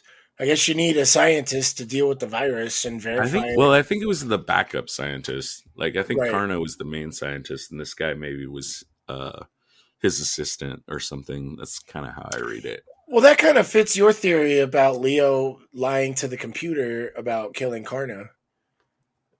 Because now they got a backup scientist that Leo trusts, right? And you need, I guess, a scientist to verify the virus, right? Right. Yeah. Someone with some knowledge. Yeah. Of virology needs to be in play. But yeah, I don't know why Sonata's here. I don't know why this is like a trap. I don't know. I'm not even gonna start thinking about it right now. I just like I don't care about this guy at all. Yeah. Something else I don't want to think about hard, but I want to mention is that at the end of this, like, you know, some kind of charade, like Stock gives Palmer a ticket to Helsinki, and they both laugh really, really hard. Like they're sharing some joke. He's like, Stock is Oh, like, oh no, no, no. This ooh, came up. This came really quick when they, when Sonata's dead. Um, uh, he says Stock says to Palmer, "You're next," and then gives him the ticket to Helsinki. So I think the joke was that your next is in you're gonna die, and then gives him the ticket. okay. That's It's that's it's that's the it's joke. not as good as next time we meet, you should bring a gun. No, not even close. Not even remotely close.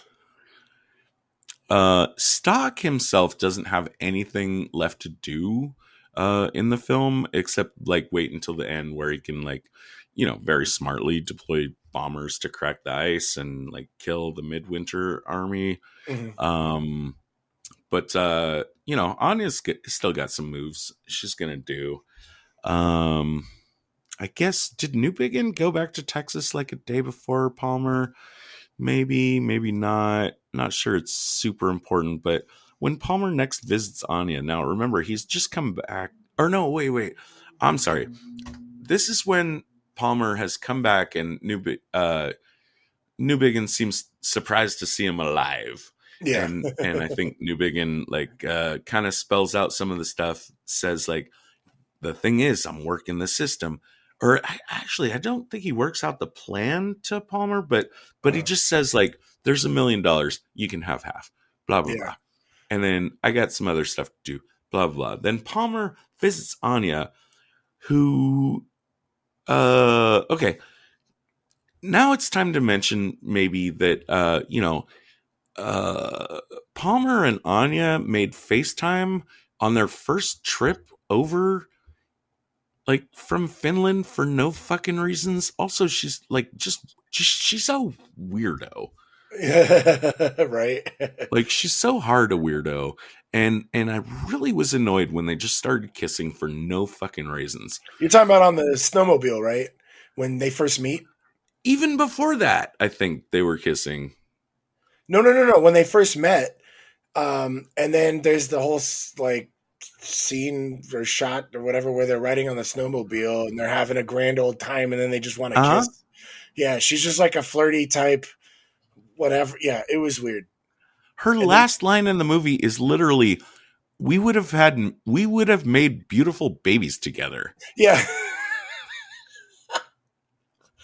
yeah, I don't understand where this, I mean, I struggle. I feel like I have some insight, but like, dude, just the 60s, weird. yeah, Sexually, very fucking weird. yeah. Absolutely. But here she's got an opportunity to say, like, hey, daddy's not home, so let's obviously jump into the sack. And then I can try to kill you with a needle. And of course he notices, oh, you're trying to kill me with a needle. Fuck you, bitch. And then she says, well, it was an order from the brain. Who's giving this order? Anya's interesting to look at because she's working for Newbigin, but she's also really working for Stock. Stock, yeah. And Newbigin also has that further complication of he's subverting the orders that he gets from the brain. So there's Oh, like, no, it had to have been Leo. She gets the phone call that Leo's not going to be home. I think that's when he gave her the order to kill him. I think Leo knew that she was kissing Palmer in that snowmobile scene and flirting with him. I think Leo kind of planned that whole thing out. For what reason? I don't know. Why was Palmer selected? Why was Palmer set up in the first place? Why did Leo try to kill him multiple times? Other than later when Palmer wanted half the money, right? Maybe he wants all of the money. But yeah, for the like his kill attempt failed. So now he's ordering Anya to kill He says Palmer. like, "Hey, and just in case he comes back alive, give him the No, needle." no, he was on the phone. Remember, she Okay. got the phone call, and she Okay. was like, "Leo's not going to be home until 6, and it's 5 o'clock." So you know what that means, right? I think We have Leo. a whole hour for sex. Yeah, I think that phone call was Leo giving her the order to kill Palmer because her expression changed as soon as she got on the phone. Right. Okay. And that's fine with me. But her claim is that it was an order from the brain. And we know the brain can make phone calls. Right. Okay. Oh, so maybe it was the brain on the phone then. Right. But there's only 3 people that could possibly want Palmer dead at this point. And that's the brain, Newbigin, and Stock. Running them down, the brain has no reason. It's incomprehensible. Stock just went completely out of his way to try to keep Palmer alive through a bunch of shit. Uh-huh. And once again, circling back, like Newbigin is the only person we can think of that wanted Palmer to be involved in this whole mess in the first place. So again, why would you want him dead at this point? And again, grist for the mill, part of my Todd's worst tradecraft of this film, which I am still going to conclude in a climax later in this episode. The problem is we don't know, like Palmer is so inconsequential that anybody who wants him alive or dead or in or out, there's no way to figure it out. Yeah. Okay. And then we also get the clue here, like this is, because she tried to kill him with the needle. We saw the same wound on Karna earlier. Right. Yeah. There's like a pressure death point that she's using with the right. But I do want to point out, I have in my notes, and I've been waiting for this moment to bring this up. Okay. Palmer goes to check on Dr. Karna, finds Dr. Karna dead, gets on the phone, and I'm giving minus spy points for not paying attention while he's on the phone, and 2 dudes just show up in a house behind him and knock him out. So minus spy points. Clearly, he can't be aware of himself when he's by himself in a place he doesn't know, to the point where he's going to get kidnapped. However, he's super aware while he's getting pussy that she's trying to kill him. Oh, right. Yeah. I mean, he notices for no reasons. Yeah. I was a little upset about that because clearly he's not picking up on, clearly he's got like Leo's brains where he's not picking up on the fact that Anya is probably an operative, and they're just kind of like fooling around like, ooh, time for saucy time. And yeah, that kind of bothered me. Now, we're going to come to our third complication of Midwinter. And by now, I'm looking at the notes. I think we've covered a lot about this, but we're going to go back to Ross and just cover some of his shit that maybe we missed. Again, Ross's win condition, he doesn't seem to or need to know about the Latvian invasion. He just knows that the eggs were stolen from a British lab. He wants them back. That's a proper objective. To this end, he had recruited Dr. Karna within the Latvian rebels. So if the eggs had gotten to Karna, Karna would have returned them directly to Ross. Again, that means that Ross can't know that Palmer is the courier because, again, you could just save a plane trip and just get the eggs right then. Yeah. The only and he did try to re-recruit Palmer into MI5 very coincidentally on this very same day that Palmer is being recruited by the brain to be the courier of the eggs. The only reason that it can't be a massive coincidence is because somehow Ross is aware of Newbigin's machinations and thinks that Palmer would be useful for that reason. Again, I don't like that. It's big minus spy points for me.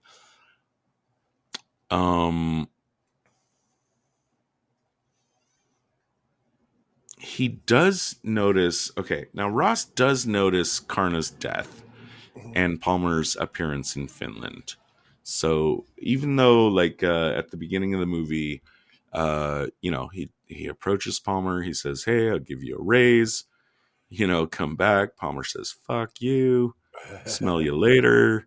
But Ross doesn't like take his eye off the ball. We presume because that's the only way he could notice that Palmer has arrived in Finland, and clearly notices Palmer's death or Karna's death, and has his men in black tail Palmer, knock him out. I forget, something like that maybe, and Are you like talking take about at Karna's house?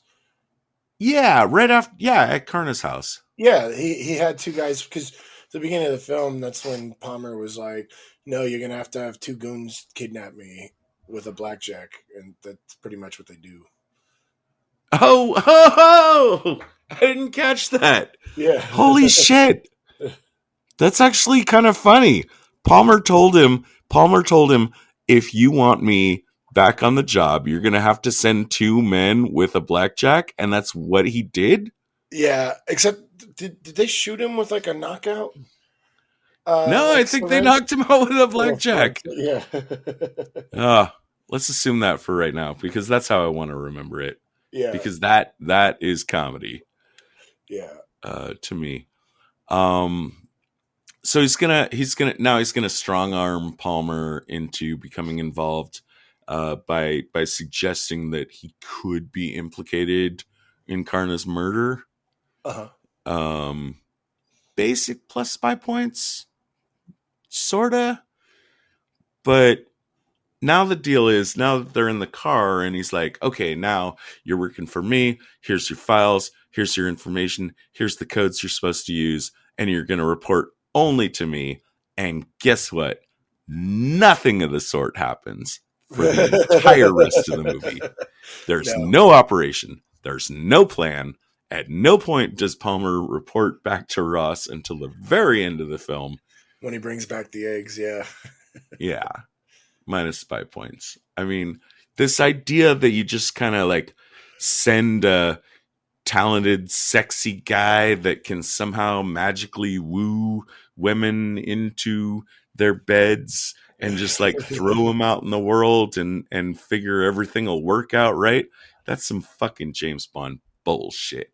Yeah. Right. And then I think we can we can finish up the eggs then.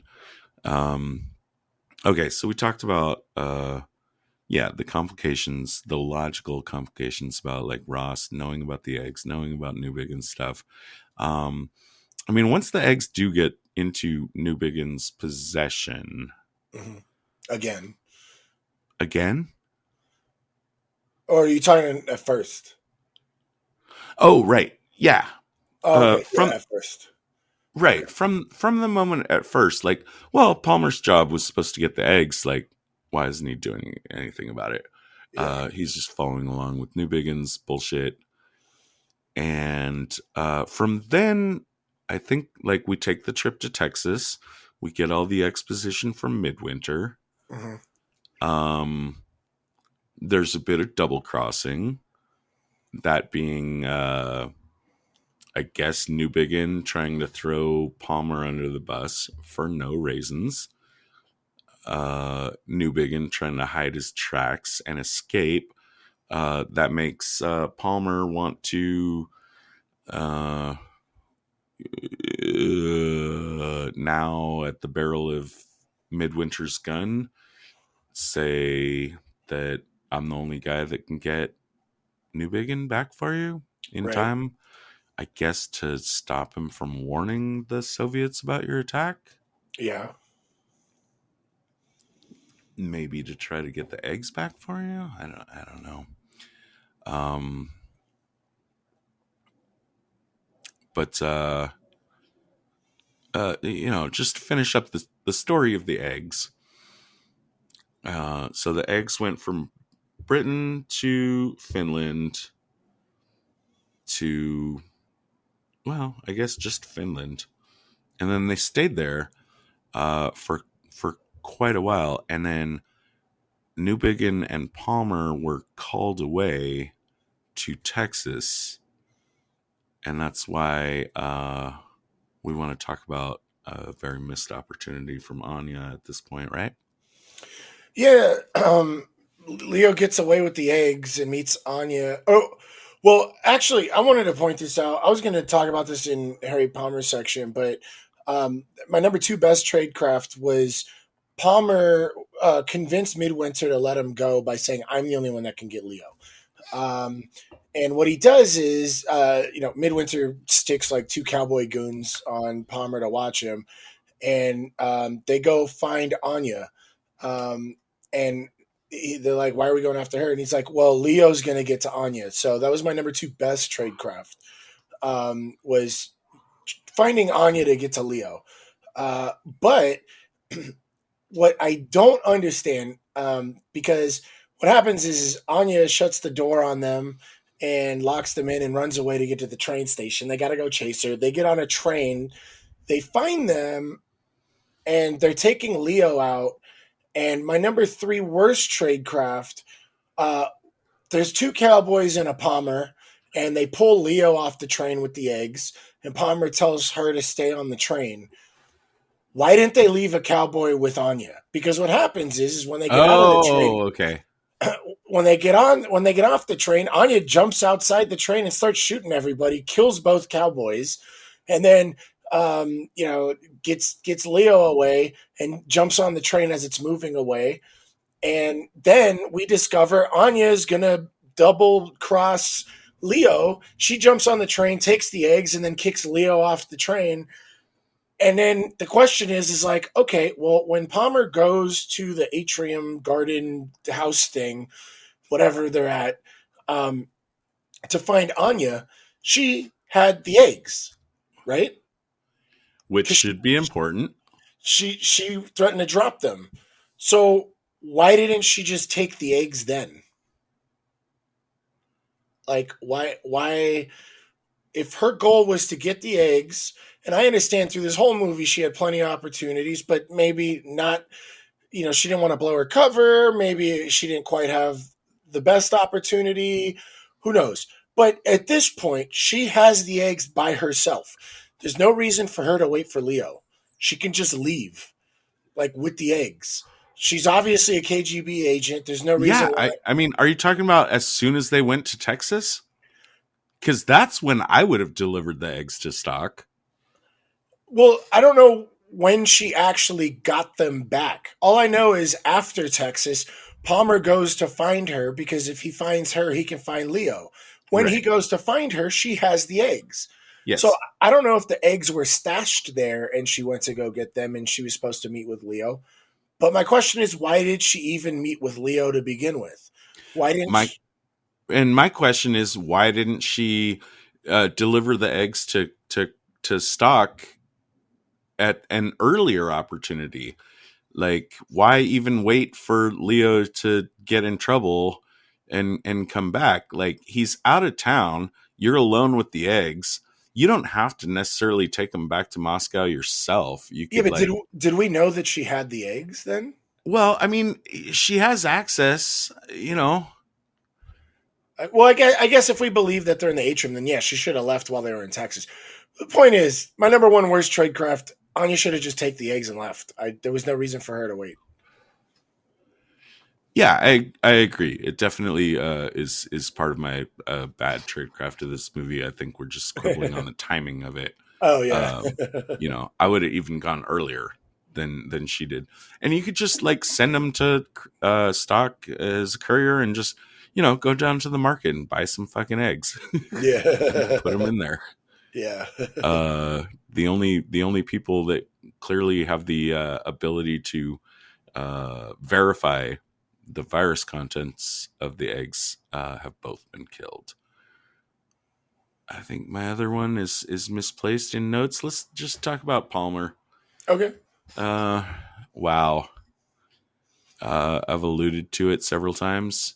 But he is there's some video games where they just it's just waypoints. They just tell you where to go next. And then when you get there, like there's a little conversation and then the game just tells you where to go next. Yeah. And then something happens and the game tells you where to go next. Yeah. It's really boring. Yeah. This is that. This is exactly that. Yeah. He's a complete observer. He follows everyone's instructions fairly blindly. Every time Leo betrays him, he just like keeps showing up to let Lucy put the football in front of him again. Massive minus spy points. He just has no interaction with the story, and that is bad movie making. But here's why it all condenses into being my worst tradecraft of this film kind of situation. At no point, like, he's so inconsequential to this movie, whether he lives or dies, whether he's in or he's out, that nobody else's motivations can be scrutinized. Or even held up to a standard of whether or not it would accomplish or not accomplish their objectives. They're just taking shots at Harry for no reason. Yeah. At all. This is a really good example of how to not make a good spy movie. You got to let your hero do something. There are characters that are doing fun stuff. Yeah. And Palmer doesn't get to do any of it. Now he does get, there's a handful of small things that he gets to do, and some of them are going to hit some good tradecraft for us. Why don't you give us some? Oh, okay. Yeah. At the beginning, part of the, I guess, what's it called? Stipulations of picking up the eggs was that they're like, what is that, like a coffee thermos he picks them up in? The computer tells him, don't try to open up the container because it's sealed. So what does he do? He runs to like some shoe store that's got like this X-ray. Look at your feet in the shoe. Airport, actually. Yeah, but there's like a shoe store at the airport. Okay. Or something. Or he leaves the airport to get to the shoe store and then goes back. I don't know what it is, but there's some weird X-ray machine. I don't know if this was real back then, and if it was, that's right. They wanted to X-ray your feet for like some health reasons. Oh yeah, that's right. Okay. No, it's to see if your feet fit in the shoe. Okay. So he puts the container in the X-ray thing to see what's in it, and he sees the eggs. And that's how he figures out, oh, there's eggs in here. I think that made your list. Yeah, I'll give plus spy points for improving, an available X-ray machine to take a look at some stuff. I'm going to give it my best number 3. Mm-hmm.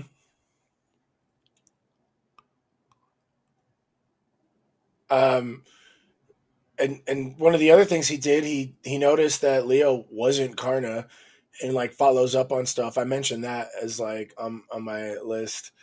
Right. I don't think he gets a lot of points for that because like he knows Newbigin.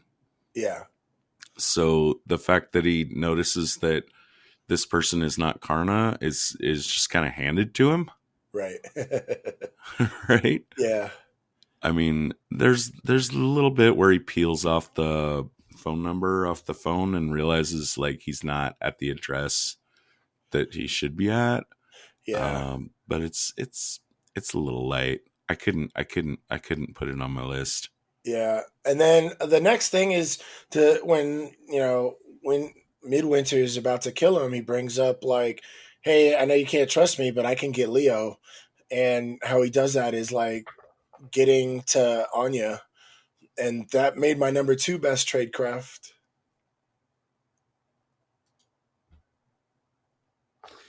Right. It's a good play to definitely say like, and that'll be my number 2 best is like, but I mean, chips are down. You got no other plays to make. I'm the only one that can stop Leo, but Palmer's job at this point shouldn't be to stop Leo. Yeah. Palmer's job should be to, I don't know, warn Ross. Tell Ross what's going on. Yeah. But yeah, definitely not let the eggs, not let the virus thing happen. And definitely not let the Midwinter start World War III all on his own. Mm-hmm. But catching Leo, I don't see how it fits into any of his objectives. And I think Leo could just fuck off at this point. That's me. I did like, though, like, okay, but you mentioned you like the fact that, I mean, and yeah, without zooming out, it's not bad that you're gonna, if you wanted to find Leo, which again, I don't think you need to, but if you did need to, finding Anya and knowing that she would go to Leo, which also, though, is bad tradecraft because you're misunderstanding Anya's motives and she shouldn't be going to Leo. But if you're going to do that, like, there is one slightly clever thing he does, plus 5 points, is before he tells the, cowboy thugs, the Midwinter thugs that have accompanied him to Finland to let her go, he has confirmed by taking a quick glance at her purse what her destination is. Yeah. So I'll give him a little bit for that. Yeah.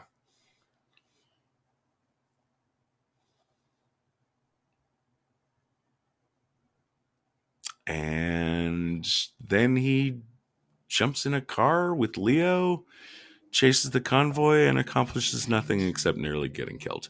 Yeah, right. Did we miss any of the tradecraft notes we wanted to talk about? I don't think so. I think I got everything out I wanted to. There might have been a couple little things, but the major ones, like, I got to talk about. Unless you got something else. No. I'm good. Let's debrief. All right. Agents, please report for debriefing on this operation. The director will see you now. What are your thoughts on the film? Obviously, we both did not like this movie. You are correct, sir, but I want to hear from you how much you did not like this movie. I did not like this movie whatsoever. If I never have to see this film again, I don't think I will lose any sleep over it. No, I really was kind of annoyed specifically because there was a really good spy story in this.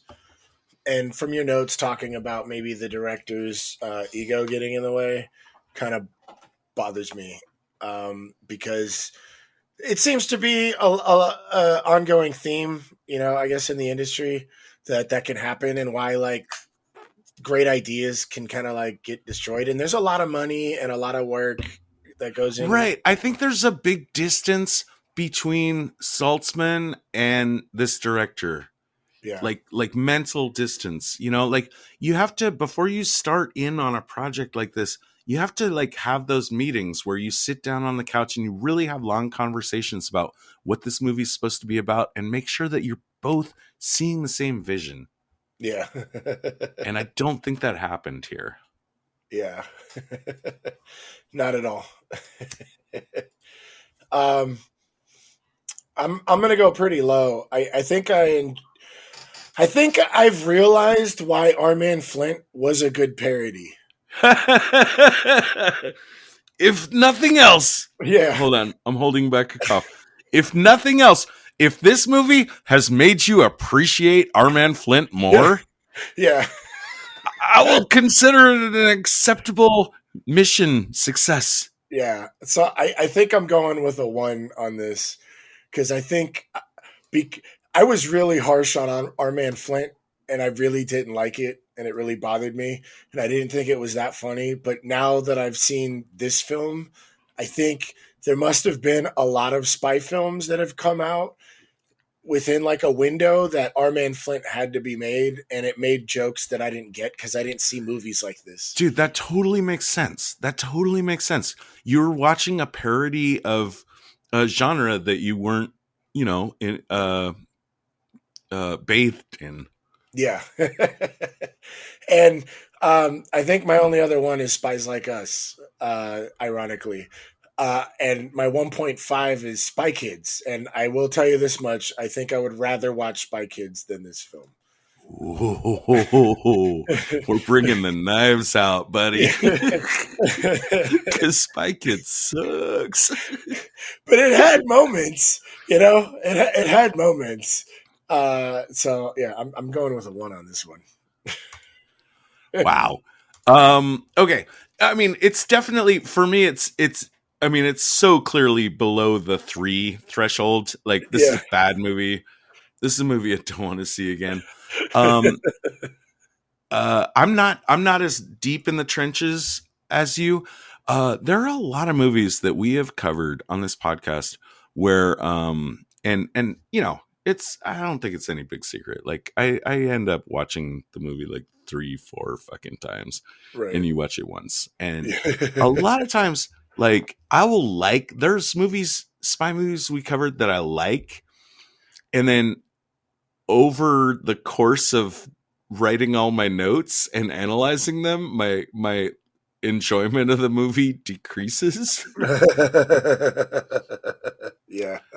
This is a rare example of the opposite happening.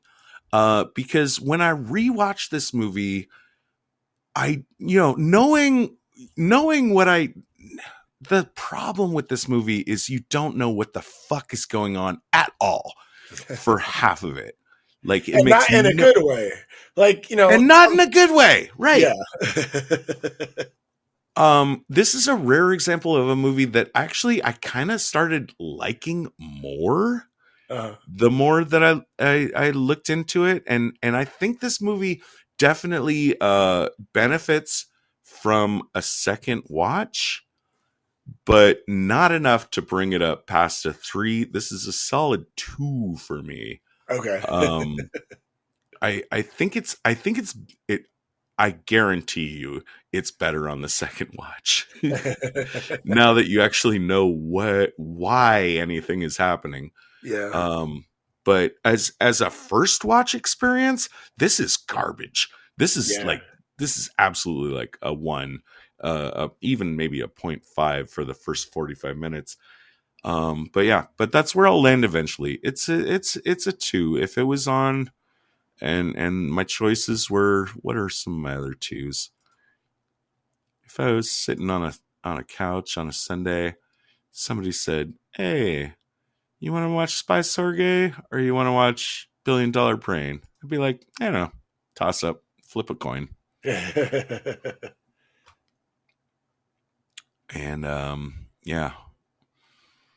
not big fans of this movie. And by the way, it might get worse because those 90s movies, there are a couple of made for the next movie we're going to cover, which is oh shit, it's not Funeral in Berlin.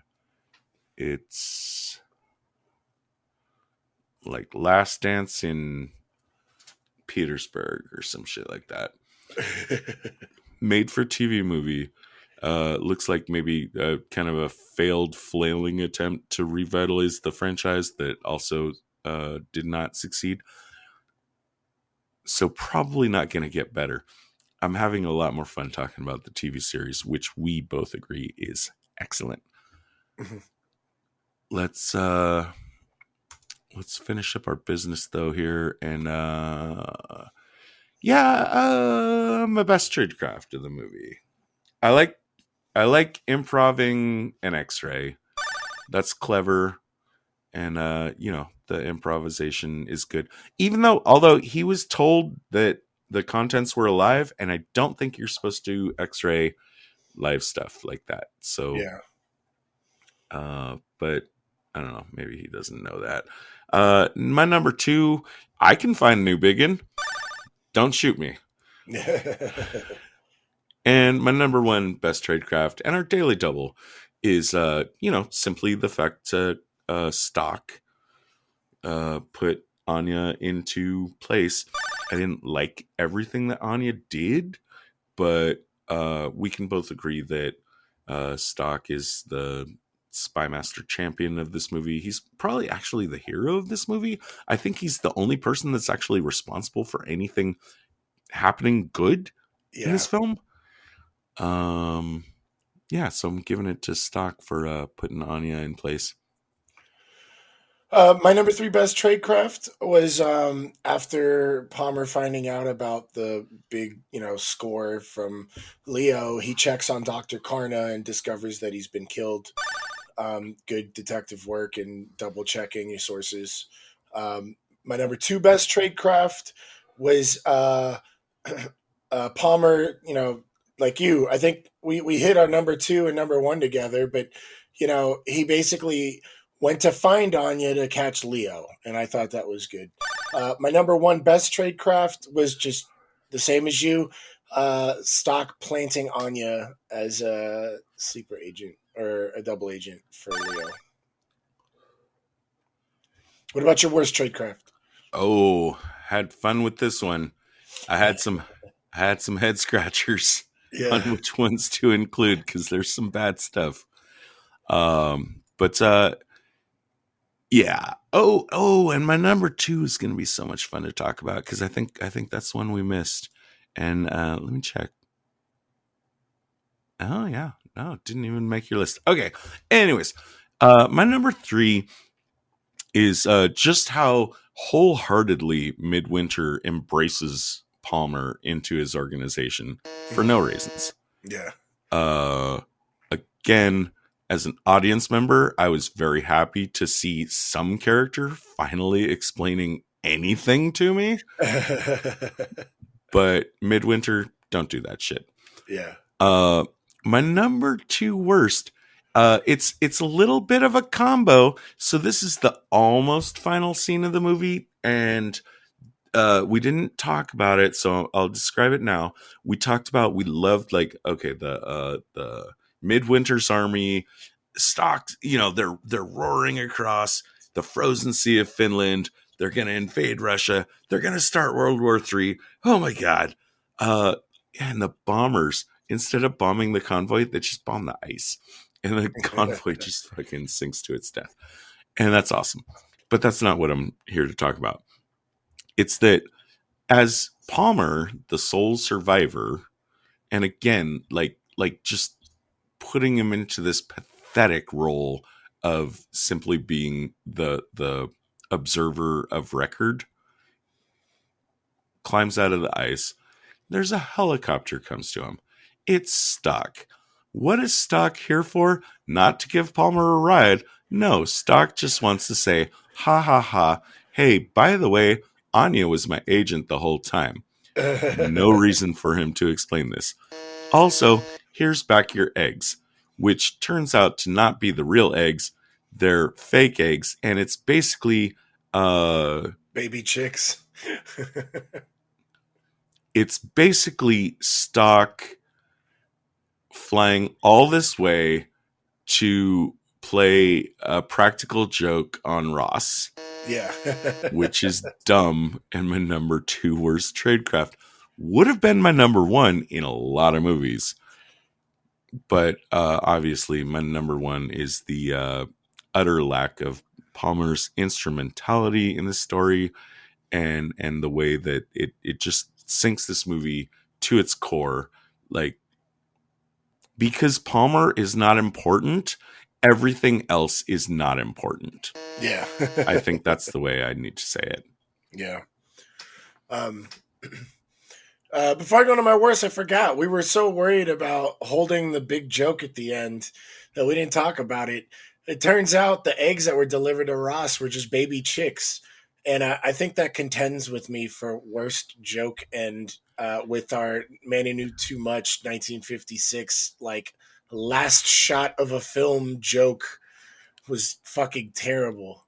It is true. It is truly the mark of a highly unimaginative mind. Yeah. um, let's see. My worst tradecraft, number 3, is not having one of the cowboy goons watch Anya on the train, so she doesn't jump out of the train and shoot both the cowboys. My number 2 worst tradecraft was just general Midwinter not having any intel network or anybody, or even just double checking on Leo to see if he's bullshitting him or not. And then my number 1 worst tradecraft was, why didn't Anya just take the eggs? Why did she have to meet Leo at the train station? She had the eggs, just take the eggs. That was your mission, from what we gather. And that was very close to making my list. Yeah. Like for on different timing as well. But yeah,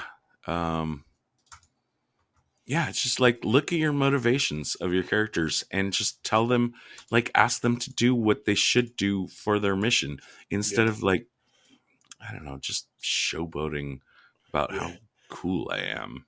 Yeah. How sexy I am. Park benches. Can we just say 0 and move on? No, what? 0? No. There was a good amount that we liked, but there was a big amount that we didn't like. So I don't know. This should be pretty low for us. I think the only legit one is just planting Anya.